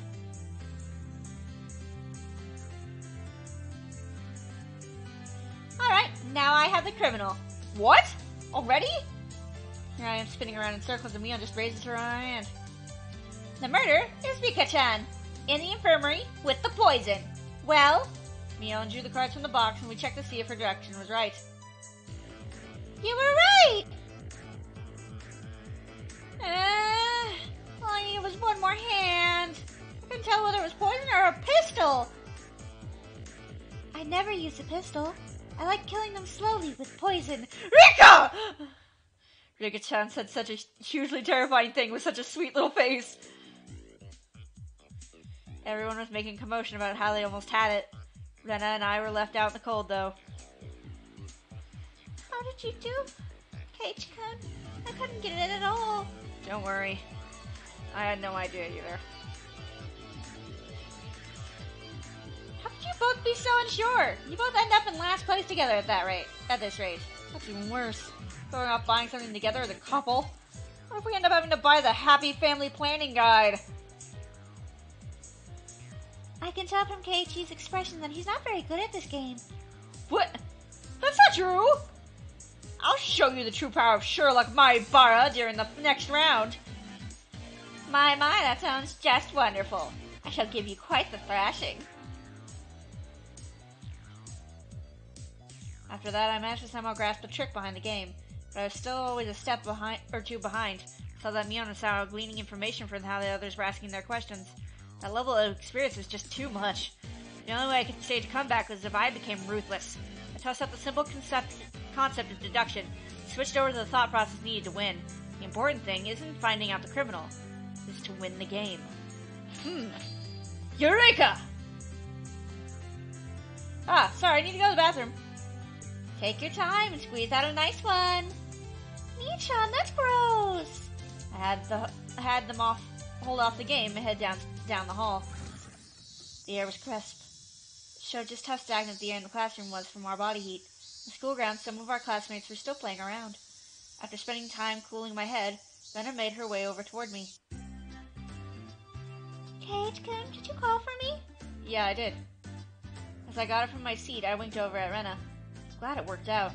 I don't want to waste much time, so I'll get right to the point. Rena, what's your record at this game we're playing right now? She was taken aback. After a moment, she hesitantly opened her mouth. Losses? Why do you ask? I wonder. I could tell from how apprehensive she was playing. The way things are going, I will as well. I can't figure out a way to pull off a last-minute comeback on this one. So I guess both of us will be taking that penalty? Hey, don't accept defeat already. How about we win this? Both of us. But how can we? I brought my lips up to Rena's ear. Huh? Is that allowed? Did you forget, Rena? The second rule of our society. Do everything in your power to obtain victory. Yeah, I'll try my best. Oh no. Our plan of attack was quite a rudimentary one. At the beginning of the game, everyone would be focused on their own hand for a while, taking notes and whatnot.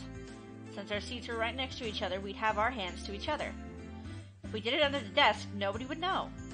We'd begin the game with twice as much information as everyone else. Having this information would mean we'd lead the investigation less. Which, with this sort of plan of attack, we start up with a big lead over the other guys.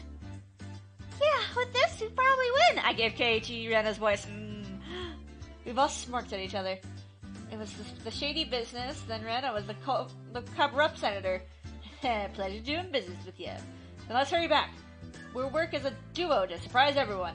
Hey now, there's no point if we go back together. It would be like flat out telling them we made a little arrangement. Oh, sorry, then what should we do? Oh fuck, I switched the voices around! Go ahead of me, Rena. I'll take my time coming back after washing my face or something. Okay, got it. Rena turned around and headed back to the classroom. I guess I should wait a bit longer before going back. If I went too soon, it wouldn't seem like I went to the bathroom. If Mion or one of those suspected something, then there could be problems. Well, they'd figure out sooner or later, because both Rena and I would start winning over and over again. Both Rena and I will have earned enough points to avoid being the losers by the time Mion realizes what's happening. Excellent. Not bad at all. Maribara-kun, may I have a moment? Huh? It's the teacher. Man, things were just getting good. What is it? I'm in a bit... You have a guest. Please make your way to the entrance. A guest? It's not like I own a hotel. They've been waiting. Please hurry. It was rather unfortunate that I'd have someone waiting on me right before my big match, but I was more interested in the unexpected guest. I didn't want to waste any time, so I decided to take care of it quickly. The entryway was heavy contrast in the hot sunlight and deep shadows. Ah, it's Oshi! Oshi! Waiting there, looking uncomfortably warm, was a middle-aged man. His tie sloppily loosened and his jacket tucked underneath his arm. Are you Maribara-san? Keiichi Maribara-san. There was no question that he wasn't a resident of Hinamizawa, and that this was without a doubt the first time he had met me. Ever since I met Tomotage-san, I'd been running into so many middle-aged men. That's right. Who might you be? I have the AC on in my car. Let's talk there. It's a bit hot here, don't you think? Danger! The man, completely ignoring my question, pointed over to his car, parked near the gate, and began walking. You've got to be kidding me. I have no intention of going along with some geezer I don't even know, and he's asking me to get in his car with him? I'm not going to bite. Come on now. He opened the back door of his car and called me over. I didn't like this old man, but I wanted to know what this was all about, even while knowing that the conversation had started out like this and never led to anything good. The inside of his car was pretty cool. Cars with air conditionings were supposed to be a luxury. My dad didn't have one in his car, at least. Please let me know if it's too cold for you, okay? I have a habit of cranking it all the way up. So what business do you have with me? Out of spite, I decided to ignore his remark in the same way he did to me and start my own line of questioning. He pulled out a notepad from his pocket and took out a picture that was stuck between the pages. On it was the face of a pretty goofy-looking guy. If you know anything related to this individual, please tell me. Who the heck is this? I doubt even his close friends would be able to recognize him from this expressionless picture that looked like he was taken at the DMV. There were scribbles on his shirt done in permanent marker, starting with yours, Maribara-san, and quite a few of your classmates signed as well.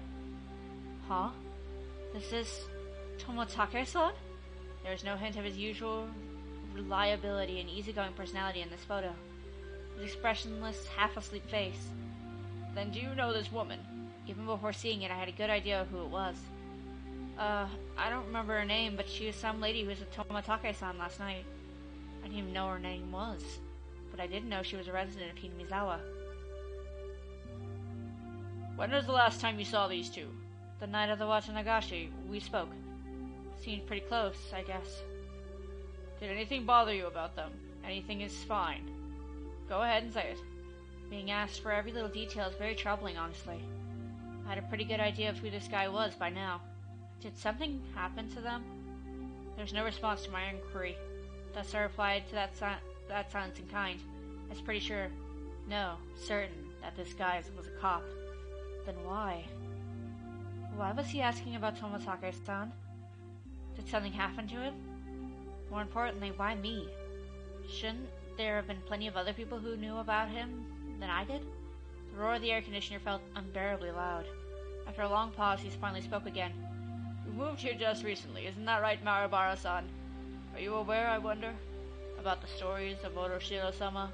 My heart began to race. I'm pretty terrible at hiding things. It probably showed on my face. Not at all. If you don't, then that's fine. Well, I have heard of it. Tomotage-san told me, actually. How much do you know about it? The dismemberment killing. The accidental death. The death by illness followed by suicide. And the lady who was beaten to death. The incidents that always happened the day of the Watanagashi ended in suspicious deaths. I didn't think Tomotage-san would have kept anything from me. I think that was everything.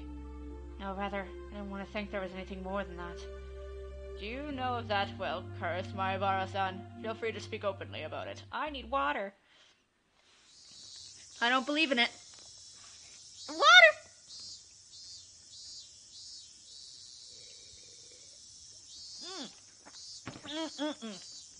Delicious water! My answer was instant. It wasn't so much that I didn't believe in it, as I was on the verge of believing. I wanted to clear away my own doubts. That was the more prominent feeling. Really? Then that's great. Guess you really are one of those city-raised boys. So what if I don't believe? I have friends waiting, so could you get to the point? The man in this picture is dead. My mind went blank. Huh? What happened to Tomotage-san? It would seem that he died last night. That was the night of the Watanagashi. Do you understand the implications behind that, Maribara-san? Implications? Not at all. Not any for the cause of his death or the reasons behind it. The real problem was that he died on the day of the Watanagashi. I mean, this year. The curse of Oroshiro-sama had once again. The death of Jiro Tomotage is still confidential. You can understand why that is, right? I didn't want to understand why. Please tell me. Tell me what happened. It's rather peculiar. It might be a little too graphic for someone born and raised in Hinamizawa. It was a roundabout way of saying that but it caused me to doubt whether or not I wanted to hear the rest. I only regret forcing myself to learn something I shouldn't. Or at least that's how I figured I would feel if I listened to the rest.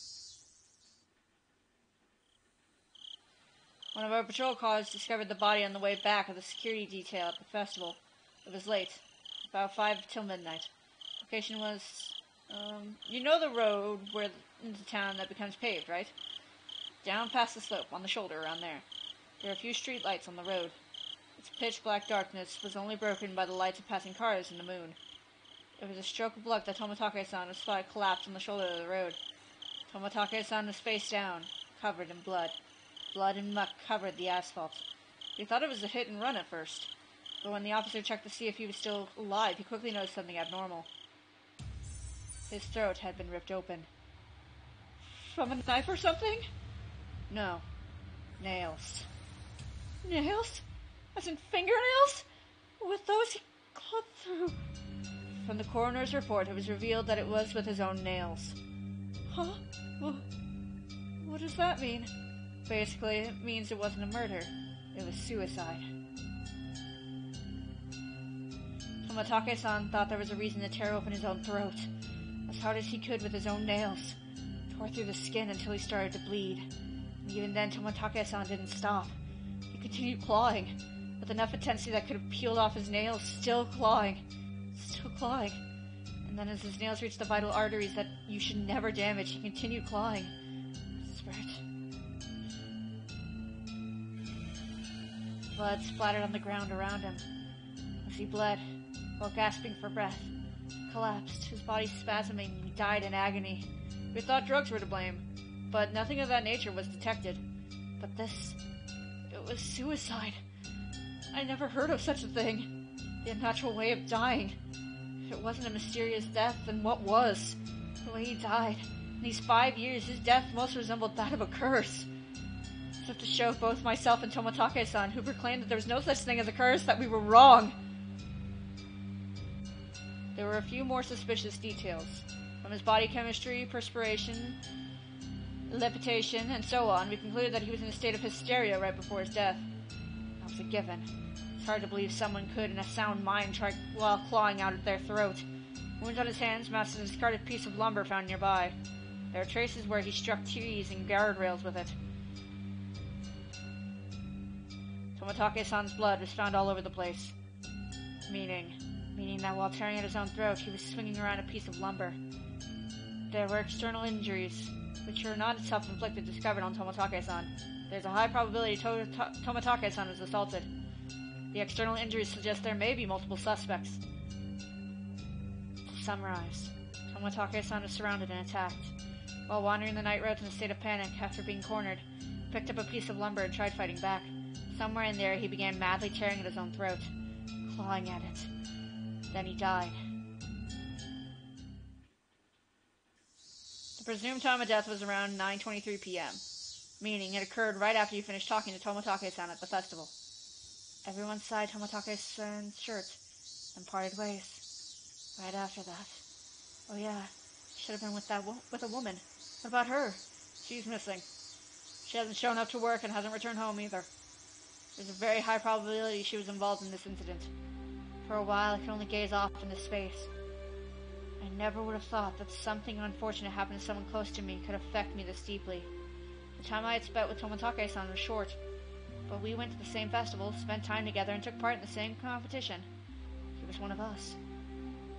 We have been continuing the investigation on various fronts, but when it comes to Oshiro-sama's curse, the villagers here aren't very cooperative. That I knew well. I would have been none the wiser if not for Toмотake-san, the outsider, telling me.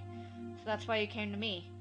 Because I'm not originally from Hinamizawa? I should have been angry that was the reason. That he wanted to hear what happened from me. If things go the way they have been, the conclusion would be that Jiro Toмотake died from Oshiro-sama's curse. He turned away from me and gazed off into the distance. The night of the Watanagashi. During that sacred ritual, he callously snapped off photos, angering Oshiro-sama. That's how it's going to turn out. There's no way Oshiro-sama would inflict divine punishment on Toмотake-san! Toмотake-san had been killed by humans, and a cowardly group no less. There's no way I'm going to let this end up being the fault of some curse. I think so as well. There's no such thing as divine punishment or curses. The tense mood was cut by the man's hearty laugh. That's how it must be, Marabara-san. Cooperation from individuals in Hinamizawa who don't believe in the curse is indispensable. Understand? Neither Toмотake-san nor I believed in curses. But with the way things were going, we'd just end up with Toмотake-san's death marking the 5th year. Which would mean that Hinamizawa had rejected Toмотake-san. That was something I couldn't allow. Toмотake-san was one of us. He didn't live in Hinamizawa, but he came every single year. In a sense, he was more than a resident than I was. There's no way that Toмотake-san could have been cursed by Oshiro-sama. But there's nothing I can do to help. I have no idea what happened that night either. No. If you see or hear anything that draws your attention, then that is enough. If I see or hear... He's talking in the future tense. Things or people or rumors. Anything is fine. I don't care if they're unfounded. Here, this is my number. If I'm not there, then just leave a message to whoever picks up. He handed me a piece of paper with his number on it, but I hesitated for a second. If I took it, then whether I wanted to or not, I'd be mired knee-deep in this matter. Please help me solve these questions surrounding Toмотake-san's unfortunate death. That's right. Why was I hesitating? I needed to find the murderer who killed my friend. I snatched up the piece of paper as a satisfied grin spread across his face. Everything we spoke of today is a secret. Please keep this confidential. Understood. From your friends as well. Especially from Sonosaki-san and Furere-san. Please do not inform them. Sonozaki? You mean Mion? Why? Are you saying they have something to do with the incident? My friend's names being brought up so abruptly, and being told to keep it a secret from them, I became rather angry. This is what they call investigative privilege, I suppose. Don't play games with me! Mion is a close friend of mine! I snapped at him, but he didn't seem to especially be offended. I don't mind telling you, but it may just upset you. Say it! He hesitated a little. Turning his gaze to the outside of the car, he began to speak after thinking for a bit. Keiichi, stop asking questions for things you don't want answers to! There is a possibility that the string of incidences happening here in Hinamizawa are results of a village conspiracy. There's no way that could be right. Give me a break. First of all, is there any proof of that? No evidence. Also, each of the cases were resolved, and none of the perpetrators had any direct connection to the village. Then how did you come to that conclusion? Every year, the enemies of the village die on the day of the Watanagashi. Don't you think that's enough reason to suspect something? Well, the residents of the Hinamizawa felt that the day of the Watanagashi was sacred. So basically, because incidents happened on that day, it was somehow related to Hinamizawa? First it was the dam construction foreman. Then it was the villager that supported it. Those of the villagers holding drugs didn't die one way or another from mysterious causes. I mean, the means are different, but in the end the result is the same. Unfounded, unreasonable suspicion. But it couldn't just be shrugged off. So the victims after that. What about the Shinto priest and his wife's death? They weren't enemies of the village. The villagers had expected leadership from the Shinto priest at the time of the dam dispute, but he wasn't proactive, and there was a faction of the villagers who harbored ill will towards him. Ill will? It's not like he did anything bad to the village. What about the housewife after that? Did she die because she was the wife of the brother of a supporter? That's such a trivial reason to kill someone. And what about Tomotake-san? He's not affiliated with the dam project at all. Was he killed just because he was an outsider? In the beginning, it fell on those related to the dam project. As the years went on, the enemy threshold of the victims became much, much lower. Well, that's the scary part. The bar keeps getting lower.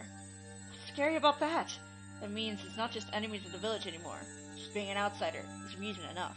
The next year's victim, they're just going to pick out the village outsiders pool? It might be a person who just moved here. What do you mean by... Swallowed my words. Here in Hinamizawa, the ones who'd be considered the most outside would be my family. I was proof enough of that, wasn't I? I still couldn't really remember the names of the people I passed by. And the next victims. My family. Was he saying it was going to be me? But what does that have to do with Mion? I can't go into details, but the Sonosaki family led the Dan protests. Quite fervently so. This is also true of Mion Sonosaki herself. She was quite a few misdemeanor and obstruction of public worker offenses on her record because of the protests. I knew Mion knew what it meant to fight. It's the first time I heard her family leading the protests, though.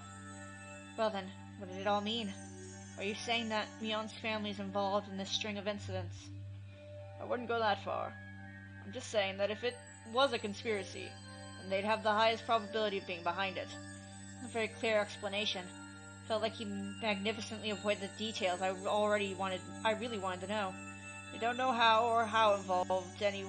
or how involved anyone is right now. That is exactly why I don't want you to say anything to the villagers.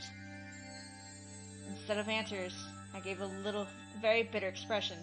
It seemed he understood it well enough. Then think of it like this. I don't want to worry the villagers who blindly believe it's the curse. How about that? What do you mean, how about that? How should I know? The reasonings behind wanting me not to carelessly open my mouth about it wasn't too hard to comprehend. The perpetrator was here. It had nothing to do with a curse. He's definitely going to be caught by the police and made to pay for his crimes. And none of the villagers should have anything to do with that process. It may cause those sensitive about the curse to worry needlessly. Just like everyone kept it from me so I wouldn't worry about it. Is that how my turn to keep it from them so they don't have to worry? I was just talking to myself. Unlike me, everyone else had been worrying over these mysterious incidences yearly, and the incident this time probably means a lot more to them. I didn't want to burden them anymore. In the end, everything went as the man had wanted, as insipid as it was, but it couldn't be helped. I understand. I'll keep it to myself.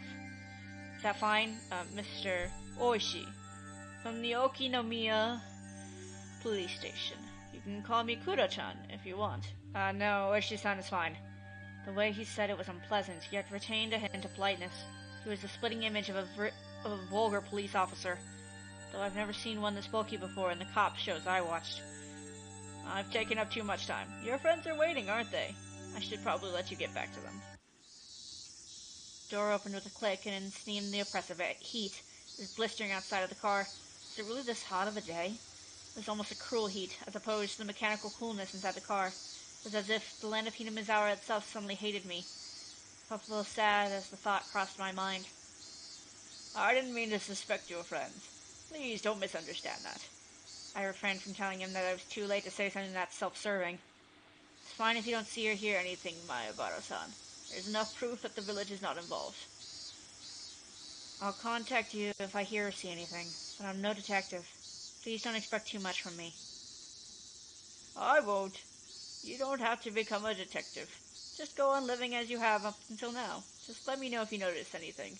I hastily made my way back to the school building after giving him a quick bow. See you later. Farewell, Mayabara-kun. I returned to the school building without looking back. I hate Oshi-san. I hate him, I hate him, I hate him. I hate him, I hate him and his fat ass. I don't know how much time has passed.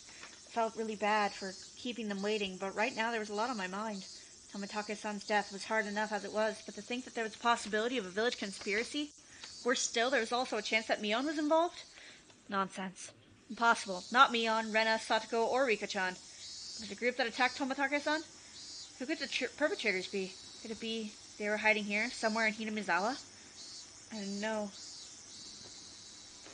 Oh, Oshi-san? I don't know if he tries to kill you in another arc, but he's never very pleasant to be around, like, ever. He's always very antagonistic and very unpleasant.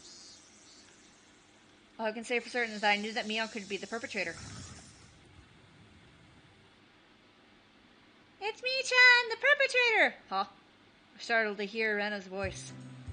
With the rope in the lounge. Fwah! Nope. No! Rena clutched her head while flailing about. Looks like you're just self-destructing over there, wow. Ah, Keiichi-san, you're quite late! As you may well know, I'm seething with anger. Sorry about that. I was called into the staff room, you see. You were reprimanded for bad behavior? That's a shame. I was not. Well, it's been pretty heated over here.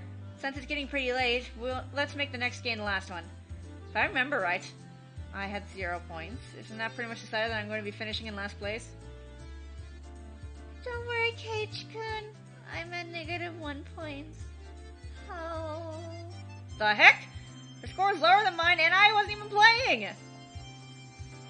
The final match decided the penalty is going to be carried out by Rena alone or by both Kei-chan and Rena. Yeah, right. Just let Rena do the penalty by herself. We made a promise, Keiichi-kun, that we'd both win. I waited all this time, you know? I'm sorry about that. I followed my initial plan of showing Rena my cards, but I didn't say who was the criminal and just waited for her to call. I got it! The murderer is me! With the poison at the entrance. Is it?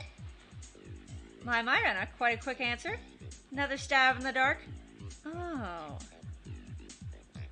Rena's correct. Oh ho ho ho! Then it's decided that Keiichi-san shall take part in the penalty as well! Hooray! Keiichi-kun, let's both do our best! Yeah, let's do our best. It's my fault, so I have no choice. Then, that's the game. It's me, Mion Sonozaki, ranked first, and dead last are Keiichi, Mahabara, and Rena Miyugu. Everyone applauded and the game ended. The problem now was the penalty. Now then, I ranked first, so I decide what you'll be buying from the Gopher penalty. Will she make us buy? I wonder. Let's blacklist the drugstore. That was your aim, wasn't it? Huh? I don't have any business at the drugstore.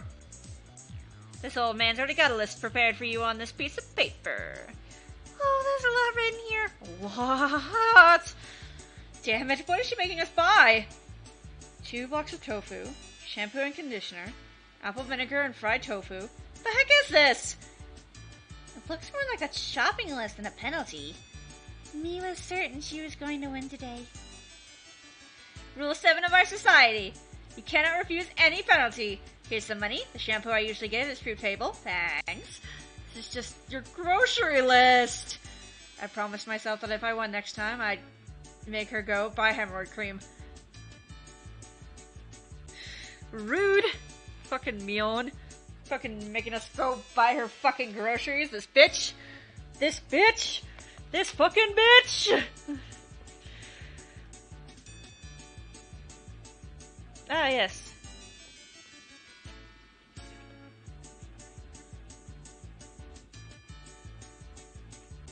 Fucking Oshi.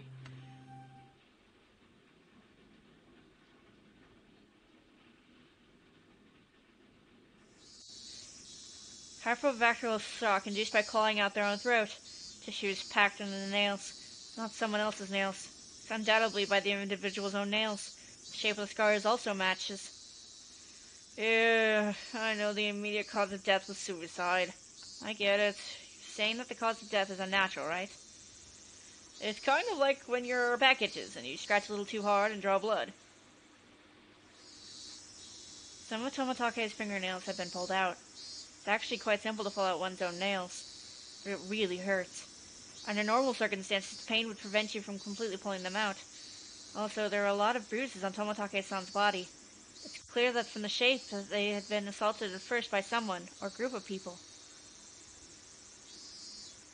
According to the toxicology report, the deceased was in an extreme state of hysteria right before death.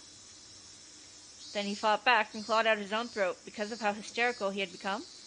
The guys attacking him certainly would have been surprised by that. It's possible that in such an abnormal environment, a person could perform acts that a sane individual couldn't possibly imagine. Of course, those are very rare cases. Actually, Oshi-kun, that wood plank the deceased used as a weapon? They only found sand and paint from the guardrail on it.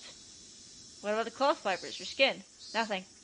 The deceased didn't strike the assailants. Or it could be that they took the plank he was fighting back with. In that case, they wouldn't have gone out of their way to replace it with another. They'd taken them all. That's true. Tomatake is pretty built and tanned. He was quite athletic. That's right. He was pretty active. I can't imagine what kind of sports he did when he was alive, but I think his physical strength would be on the higher side, meaning he would be difficult to overpower in a brawl. If a man with such physique sensed he was in danger and swung the plank around quickly, it's just unthinkable that it wouldn't even nick the perpetrator, and his opponent was unarmed. This guy had a wooden plank, and so you'd think he'd hit him at least once. To surround and take down someone of his physique, I wonder how many people it would take. You dimwit. You should know better than anyone. Have you forgotten your bad cop days? If I was to take down this guy, how many would I need? When a group wants to take down big prey, it's fundamental to attack with numbers. I guess about 4. Even if there was a gap in their strength, they'd manage. Then there's quite a few perpetrators. So any drunk or disorderly groups of more than 4 are suspicious? A group of 4 or more. Just, if they had that many, then couldn't they have hidden the body in a less obvious location? Or did he somehow break away from the fatal predicament? Then there would be no reason to commit suicide. Moreover, I still can't comprehend the irregular way he died. It's full of mysteries. That's under serious consideration on my side, too. I'll be examining as thoroughly as possible, but don't get your hopes up. After all, we've never encountered a death like this before. Not hoping for much. But I am looking forward to the results. Oshi-san, the chief is calling you. Thanks. See you around. Yeah. Best wishes.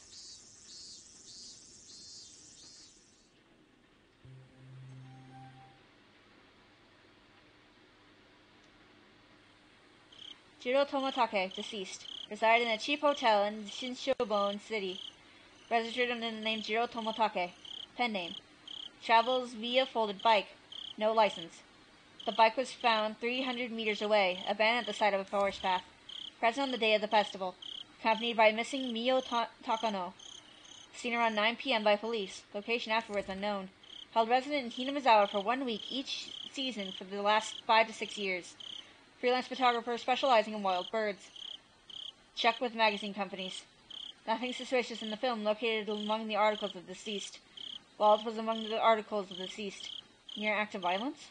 From the contents of his wallet, he spent most of his time around Tokyo and Chiba. Among the Sobu National Railroad line? No individual matching the name Jiro Tomatake and resident records of any of the Tokyo wards. Compare teeth to dental records. Send to Metro Police. Attach a photo. Send to Metro Police. Contacting magazines regarding Jiro Tomatake.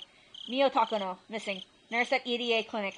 Became close to Tomatake-san through her passion of wild bird photography. Resides in Okiyamiya District. Single.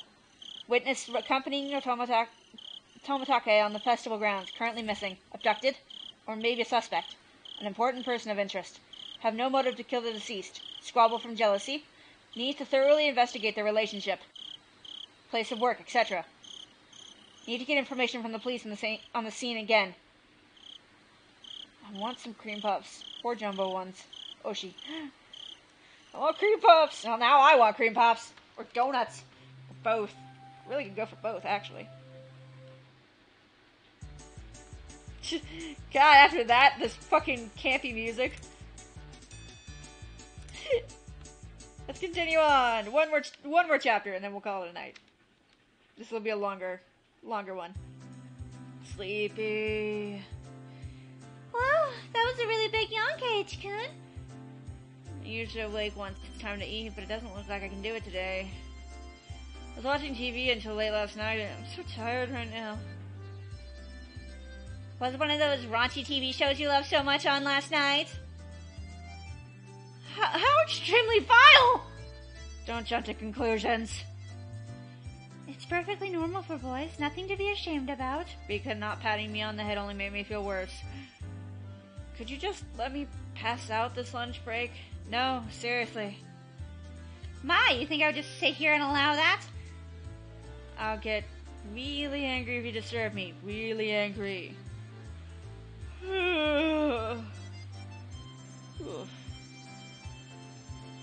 This was just dreadful. Just so sleepy. Slammed my head on the desk and drifted off into an afternoon nap, seeing that Satoko had responded, but I pretended not to hear. Cut it out, Satoko-chan. Keiichi-kun fell asleep. Sleeping face, so cute. We can take him home later. Let him be for now. Let's move over there. It'll be rude to Keiichi if we bother him now. Rika-chan really is a good girl. Let's not wake him even if the teacher comes back. I take that back. The excuse that I didn't sleep much last night because I was watching TV was a lie. I was in bed at the usual time, but because of the conversation with Oshi-san that afternoon, I didn't get much sleep. Just spending the day like this. It's almost as if the incident with Tomatake-san didn't happen at all. Made me think, was Oshi-san just trying to deceive me? But it was probably the truth. One thing was certain, I couldn't speak to anyone about it. He wanted my assistance, but I really didn't know anything about it.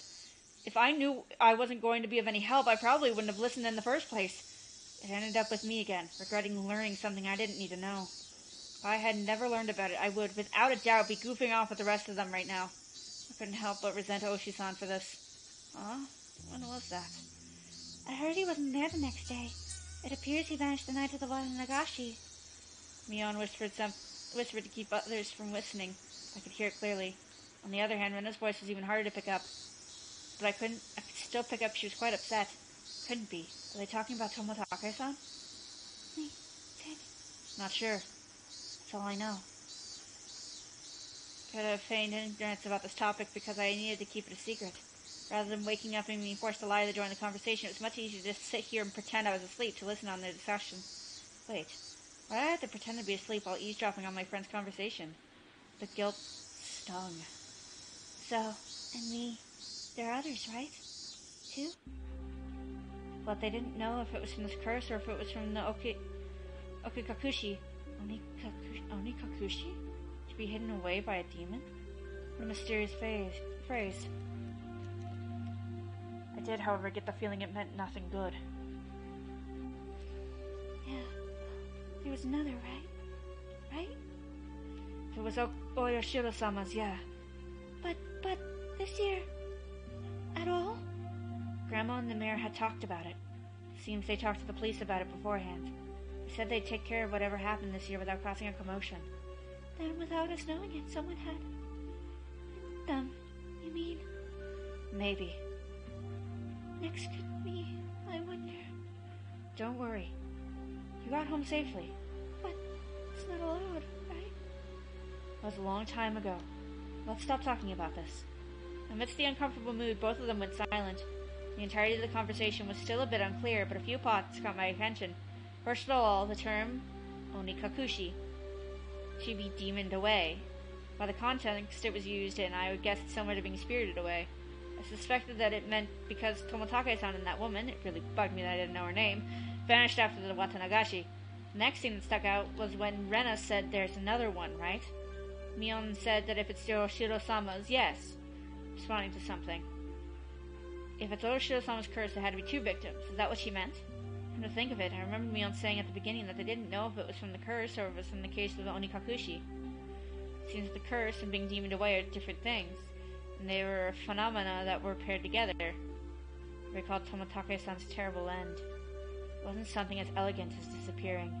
That horrendous end would best be described as cursed. Then the woman with him means she vanished because she was demoned away? What I do know is that there's normally an even number of victims at the curse point. But the last point that bothered me was Rena, and I was frightened. For what reason I didn't know. However, she knew that something had made her a potential target of Oroshiro-sama's curse. If I recall correctly, Oroshiro-sama should be the guardian deity of Himnomizawa. Isn't a guardian deity supposed to defend the citizens and drive out invaders? If I recall correctly, yesterday Oroshi said that originally the targets were enemies of the village, but recently there was no longer any distinction between them or regular outsiders. If that was the case, then I would think that I'd be the more likely target, having moved here more recently than Rena. From her composure, I could infer that she was grimly certain that she would be next. I could probably relay that what I just heard now to Oshi-san, informing the police of what I had heard by eavesdropping on my friends while still pretending to be asleep. It made me feel terrible. It raised a few questions and left me with a bad taste in my mouth. Would it be better not to seek the answers to those questions? As I continued to learn more and more, I felt like I had fallen past the point of no return. I would definitely regret this one day. I would definitely regret ever having learned of these events. The teacher approaches, Keiichi-san! You must wake up! In the distance, I could hear the ring of the handbell signaling the start of afternoon classes. Ugh! I couldn't sleep at all! I hastily opened my eyes and raised my head up. It was in that moment when I was leaning against the back of my seat. Ah! The thumbtack stuck in the back of my chair with tape! Circumstantial evidence was enough. Satoko! Guilty written without trial. Capital punishment! I fiercely jumped up from my seat, and I tripped as my feet were tangled. My shoelaces had been tied together. This bitch! Not bad, Sadako! While I was sleeping, you were able to conceal your presence and able to pull off this fine piece of work! The teacher came in right as I was about to pull off my shoes and tackle Sadako. Did you not notice that our teacher has arrived, Keiichi-san? Take your seat! Not caring one bit, I made her eat a flick to the forehead. Keiichi-san is being mean! Hey! Don't pick on the younger kids, Maibara-kun! Apologize to her! I saw Sadako stick her tongue out at me. That little brat! Come on, Maibara-kun! Yeah, I'll apologize. Sorry, Sadako-san. In any case, I apologize even if it was in a completely insincere tone of voice. Damn her, I'll remember this! Kei-chan, get your revenge at the club meeting. Take your seat. I sat down after Mion told me to. She had switched class representative mode. Fucking Sadako, tying our fucking shoes.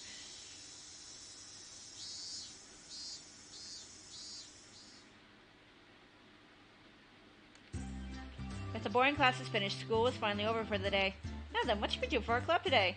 Personally, I'd like to play that deduction game one more time. I was hardly able to play it last time because of Oshi-san. Rena and I weren't even able to test out our strategy. That's right, today Keiichi-kun and I will be victorious. What should we do? We never played the same game twice in a row. 2 days in a row before. Why not try asking me? Mion looked over her shoulder as we made eye contact. She slowly tapped her palm with her fist as if her face suddenly lit up. Oops. I completely forgot. I need to go help my uncle today. Sorry, guys, not today. Helping your uncle? Aren't you a little goody two-shoes? Sorry, really. I really did forget. Well then, sorry guys. This old man is heading back home now. Mion left us with that and rushed off to the exit before snatching up her bag. You see, Mi-chan, she sometimes goes to help out her uncle's shop in town. Huh, I thought she wasn't the type to get caught up in such bothersome stuff. She said that she gets paid for it. It's quite a bit of spending money from what I heard. I see. She was able to pay for that mountain of games with what she's saving up from there. But wouldn't you call that a part-time job? Isn't that against school policy? There's a clause that states family businesses are excluded. Is that what she's calling it? So what now? Pass on the club today? So, we're done today, I guess. Wouldn't it be fine even without the club president? Let's do this! I opened the club locker and began searching for the deduction game from that ever-growing pile of games. Ah, here it is! The deduction game from yesterday! Man, I had to stop just as I was getting the hang of it. At the very least, I wanted to repay Satoko for what she did in the afternoon break. I don't mind. But is it to find that Rena-san and Rika?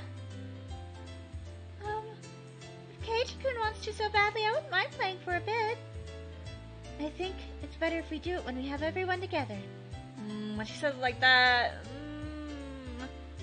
I wanted to go shopping if there wasn't a club meeting today. Going to buy soy sauce and other things. Oh, that's right! I completely forgot! Well, I guess since it's been a while, I should go treasure hunting.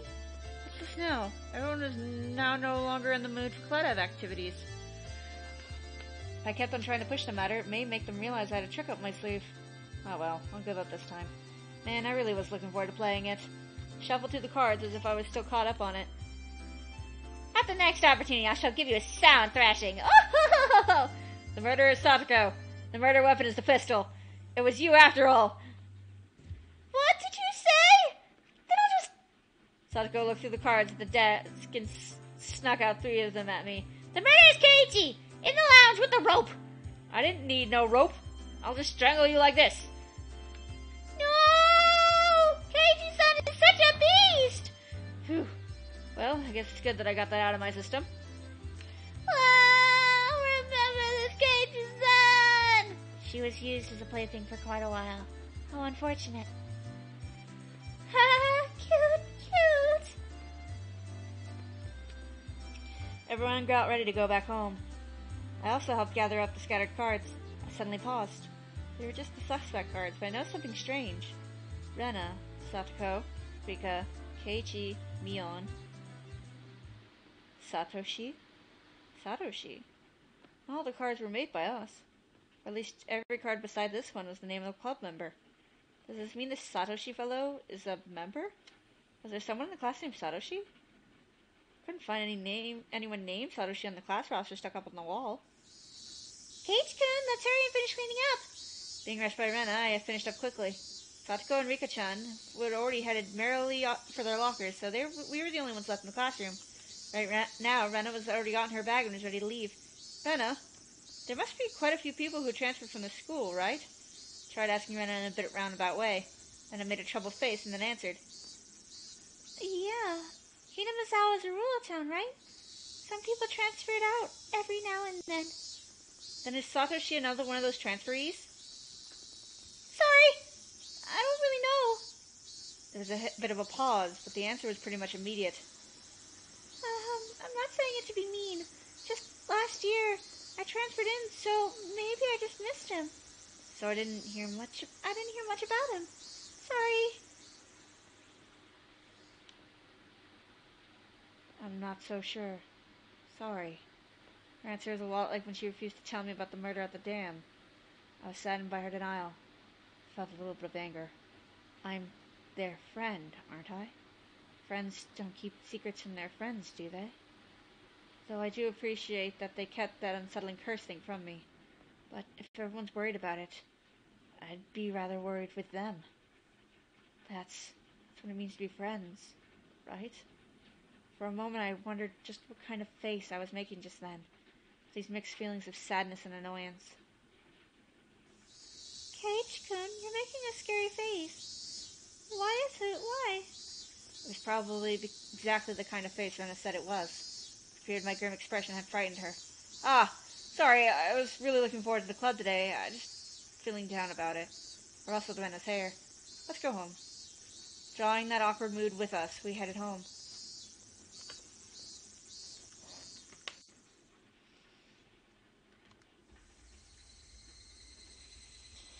The cries of the Higurashi. I wonder why. Why have I been getting this dumb feeling lately? I don't know anything. I have nothing to worry about. I'm just enjoying my everyday life. My long, outstretched shadow gave no answer to my naive inquiry. Keiichi-kun, are you tired, maybe? Rena timidly questioned the reason behind my mood. I'm sure my expression made the situation even more unsettling. You think so? Yeah, you seem to be having been a little out of it since this morning. Maybe a cold? Physically, I was pretty sure I was in perfect health. It may not seem like it, but I've been perfect 10 since elementary school. Rena continued on since I didn't give her an answer. It could be that fatigue from moving has finally caught up to you. It's completely different from where you used to live, after all. Of course you've gotten tired. There's still so much you need to get used to and remember. Maybe that's it. Yeah, it has to be. Rena was also like that at first, too. I can tell, you know? I wondered if Rena also experienced a slight bit of alienation last year, as I'm just feeling right now. Thinking so, I felt that she was the only one who could understand how I felt. I'd like to hear about when you first came to Hinamizawa. How was it? Feeling I had been drawn into the conversation, her face suddenly brightened. It was the same as Keiichi-kun. I didn't know the villagers had names at all. Mii-chan and the rest were all so very kind. So I wasn't lonely, but I did feel a little out of place. Rena told me the details as she had moved here. All of her first acquaintances and surprises, worries and good times. So Sadako got you too! Yeah, there was a thumbtack put on my chair. Poke. Then with that, it really takes me back. When were you invited into the club? The first day? Nah, there wasn't a club at the beginning. It was formed part way through. One day she said we should stay after and hold a big game tournament. Come to think of it, Mion did say she was the first club president. Now I get it. This is a secret, but Mii-chan used to be really bad at the beginning. She'd never win. Huh? Mion, really? I can't even imagine that. She had to do most of the penalties that she came up with. Seriously, don't tell. Can't believe Mion was like that. So she gradually transformed into a monster who used any means necessary to win during that time. Mion is at her best when she's fighting dirty. I began making more friends beside Mii-chan after that, but yeah. It might have only been since you moved here. But I finally felt like I had gotten used to it here. I guess Rena had also been left in the dark about Otoshiro-sama when she just moved here. I guess when you finally told me about Otoshiro-sama, I'd be considered one of them. I wonder when I'll finally be considered one of them. Huh? Did you say something? No, sorry. Just talking to myself. Keiichi-kun, you're silly. Rena was poking fun and laughing at me, and I couldn't help but laugh as well. But I suddenly stopped. Then after making up my mind, I spoke. Hey, Rena. Is there something that everybody's keeping from me? Huh? No, not at all. You're lying, aren't you? Rena suddenly stopped. Her expression was cold and intense. What do you mean by that, Keiichi-kun? Her tone was still the same cheery and lighthearted one as before. You are, aren't you, keeping something from me? After understanding what I meant, her expression grew even more intense. Seeing that face, I regretted saying anything so rash. She came back at me in the way I didn't expect. Well then, Keiichi-kun, aren't you keeping something from us? Huh? Her tone didn't change, but it was the first time I had seen this expression from Rena. With how her gaze pierced through me, I couldn't believe this was the same Rena. Aren't you? Lies are secrets, aren't you? You are secrets. She didn't actually say that part, but she looked as if she did. The incident with Tomotage-san and how I felt alienated from the group. Even without having to think about it, those were the things I knew I felt guilty about. But I didn't tell everyone about what happened with Tomotage-san to be considerate. I was keeping it a secret just the same way they didn't tell me about Otoshiro-sama. Then, are we even? No, I'm not. No lies, nor secrets. Liar. Her answer was instant and it shook me. Rena stared as if burrowing through me, watching me like a hawk. Why would you say I'm lying? Didn't you say that you were called into the teacher's room yesterday during the club meeting, Keiichi-kun? I know. You didn't go to the teacher's room. I swallowed hard. Clearly wasn't a bluff. She knew what happened. The teacher said you had a guest, didn't she? But you didn't talk at the entrance. You talked inside the car near the school gate. With some man we didn't know. Rena knew everything. She knew that I was called out by Oshi-san, and I knew about the incident with Tomotage-san as well.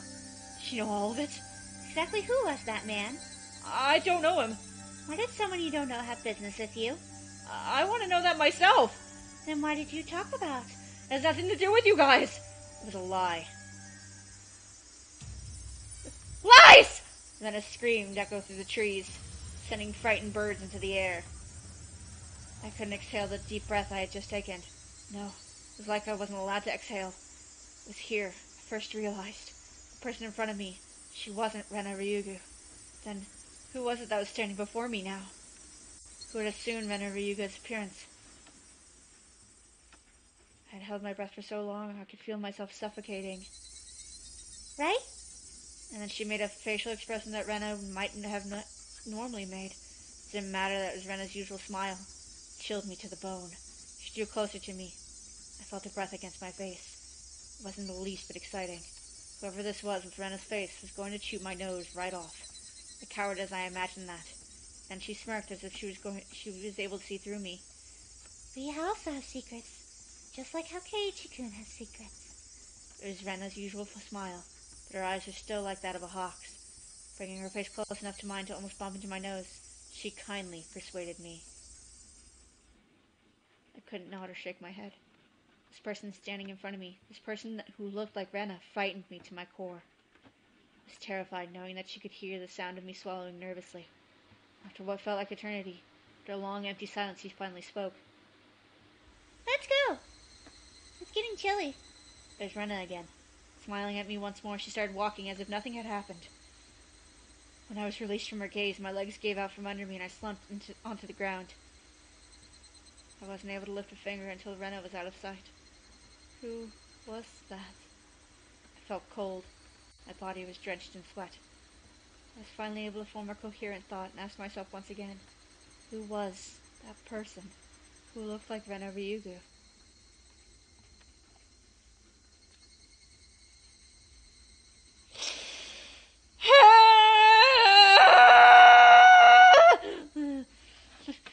We already talked about murder. Oshi-san talked about murder earlier.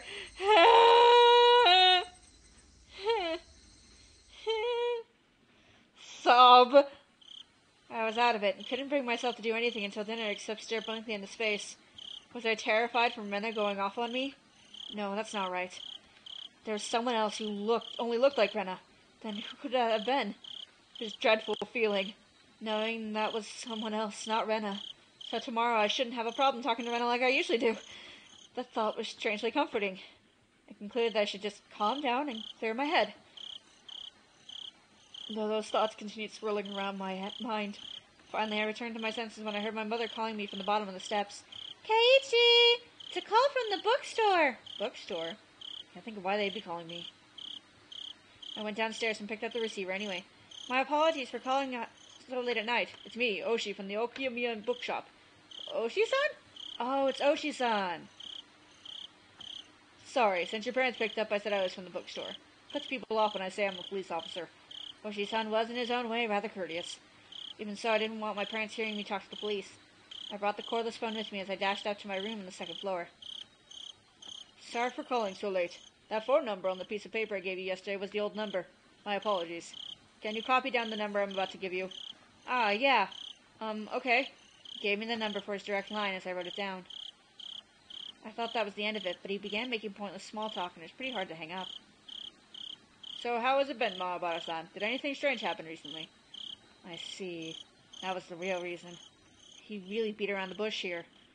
His adult conversation skills left me slack-jawed. Are you from around here, Oshi-san? Yeah, I am. Born and raised in Okiyamiya. If he's from around here, he might know. Oshi-san, Do you know what this Onikakushi thing is about? I believe that's when someone suddenly vanishes because they've been abducted by a demon. It's a special saying from around here. It's the same meaning as spirited away like everyone else says.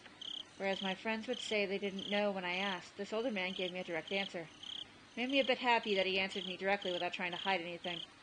Hirumizawa was, not sure if I should tell you this, Mahabara-san. Don't try to play this off. If you're not going to talk, then I'm not going to tell you anything. No. That's not what I meant. It's just, it may make you feel bad. See, long ago, Hirumizawa was feared as the village where demons reside. Demons? By demons you mean those pitchfork-carrying things in hell? More like human-eating monsters.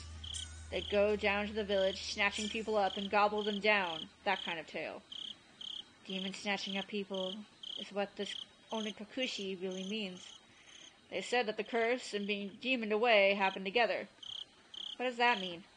I already know about the mysterious deaths happening 5 years in a row. What I didn't know were people disappearing for those same 5 years. The curse and being demoned away happened together?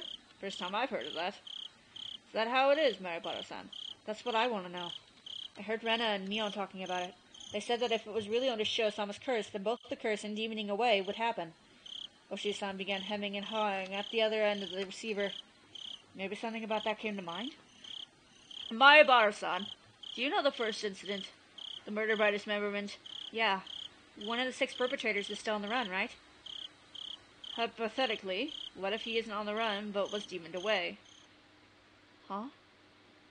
It was an outrageous hypothesis from Moshi-san. The incident 4 years ago was a particularly ghastly one. Police already knew the perpetrators, so they posted tons of wanted posters with his face on them. They stalked out various locations and investigated every single possible escape route he had. But after 4 years, there isn't even a hint of where he might be. Unless the police were completely incompetent. Even if it was an outrageous hypothesis, I couldn't simply laugh it off. And what about the incident the next year? When the man had supported the project and his wife both died in an accident? Well, actually, it was only the husband who died in an accident. His wife's body never surfaced. Once we find the body, then it's considered a missing person by law. At the time of the incident, the river below the cliff became muddy rapids. The police divers had searched every branch off the main stream of the river for dozens of miles, but in the end they weren't able to find her body. But that's just not being able to find the body. She's still dead, right? Isn't it different from her being demoned away? Can't say if someone's dead without their body. It's true. Unless a certain number of years pass by law, she's treated as still alive. I'm not sure if it was right to call that being demoned away. The wife is missing. At least that part was reality. What about the 3rd year?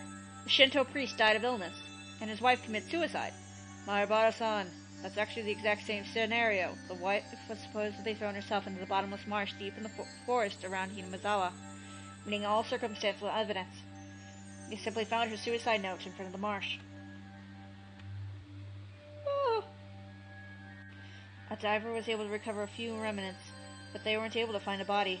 The investigative headquarters believed that she had faked her death and is still alive somewhere. Not sure if I could call these cases being demoned away. It's just as you said, every year one person does go missing. The incident this year, the woman with Tomatake-san, has gone missing. It's just about the incident with the housewife beaten to death. Who went missing? I believe the perpetrator was caught, right? Yeah, we arrested him. He was just a miscreant with a record of narcotics abuse. He admitted to the crime while being questioned about a different incident. But, well, you see, after he was arrested, a child from the victim's home went missing. It's still under investigation as to whether the disappearance had anything to do with the crime. But you said you caught him, right? Did he have an accomplice? No idea. It's considered a separate case. Moreover, we can't even check now, because while under investigation, that man, he died in his holding cell. He swallowed a spork and choked to death. It's not known whether it was an accidental or suicide, meaning for the last 5 years, there's always one person who dies and one who goes missing? That's about right. No, actually, I'm surprised as well. I never realized that they had that in common. Couldn't believe this could be helped let closing off these incidents. It's just something they had in common. Could it be that those demoned away have something in common? Oshi-san mumbled as he seemed to be thinking about it. So I summarized the events. The first year was the dam employee. Second year was the wife of the dam project supporter.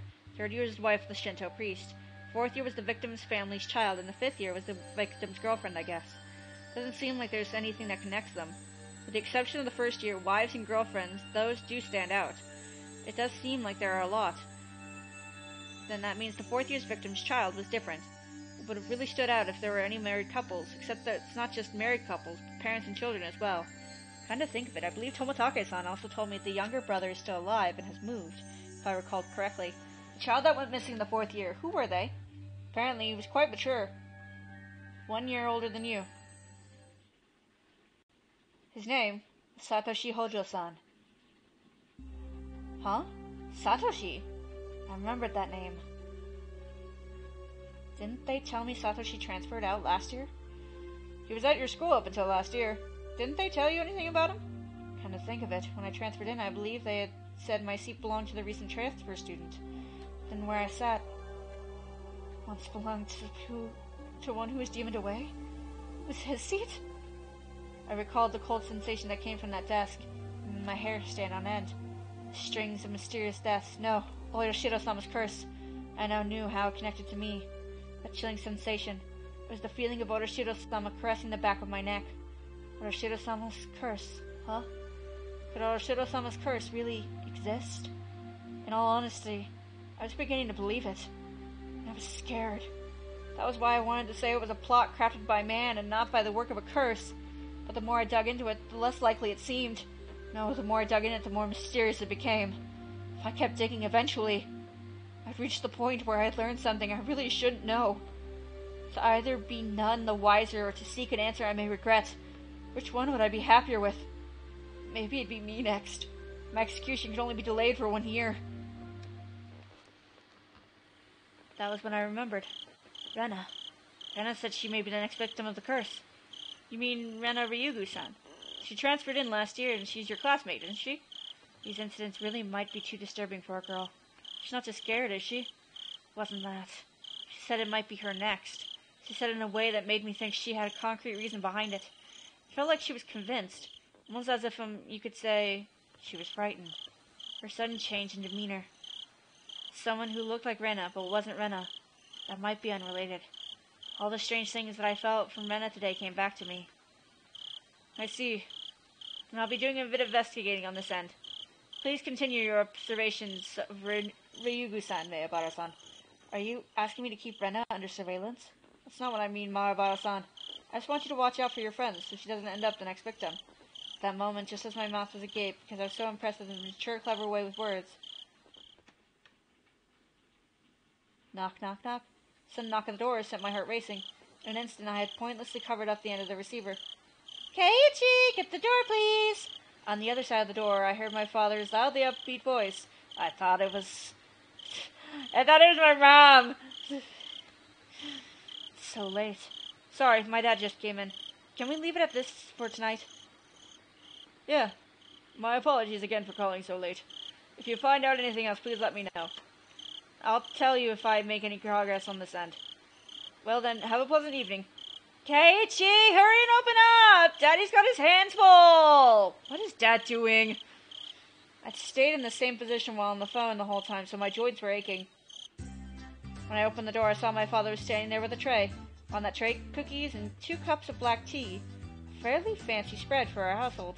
There's even sugar and lemon slices on the side. Everything you could ask for. That was quite the show of hospitality. What's going on, Dad? What's all this for? Come now, don't play around, Keiichi. I'm coming in. Dad was in high spirits and had a smirk on his face. But for my entire life, I'd never seen him act this hospitable.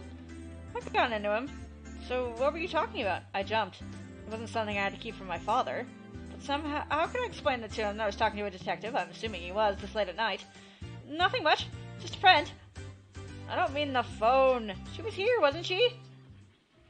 Rena-chan.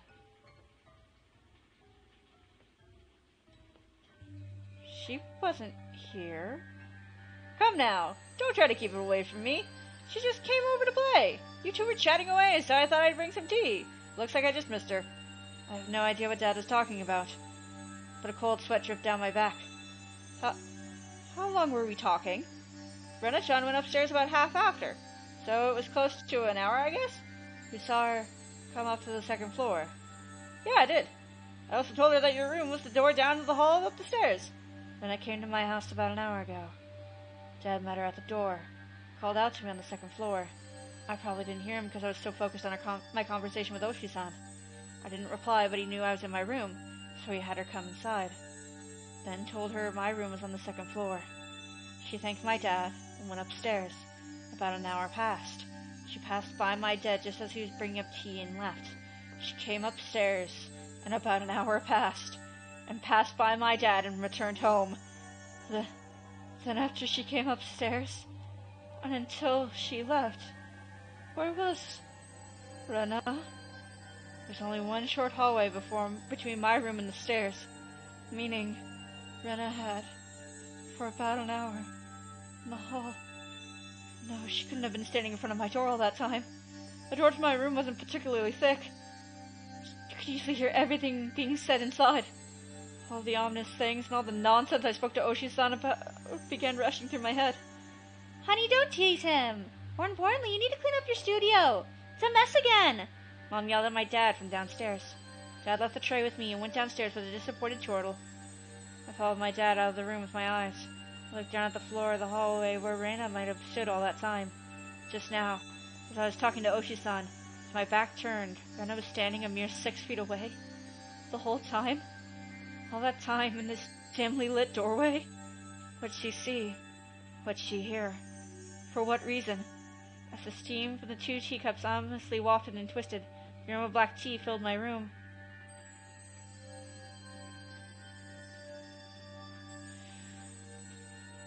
Shit! Shit!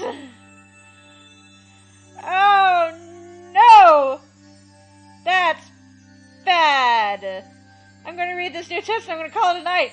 Jesus H. Christ! Oh wait, I didn't want to view all tips. I just wanted to view the most recent one.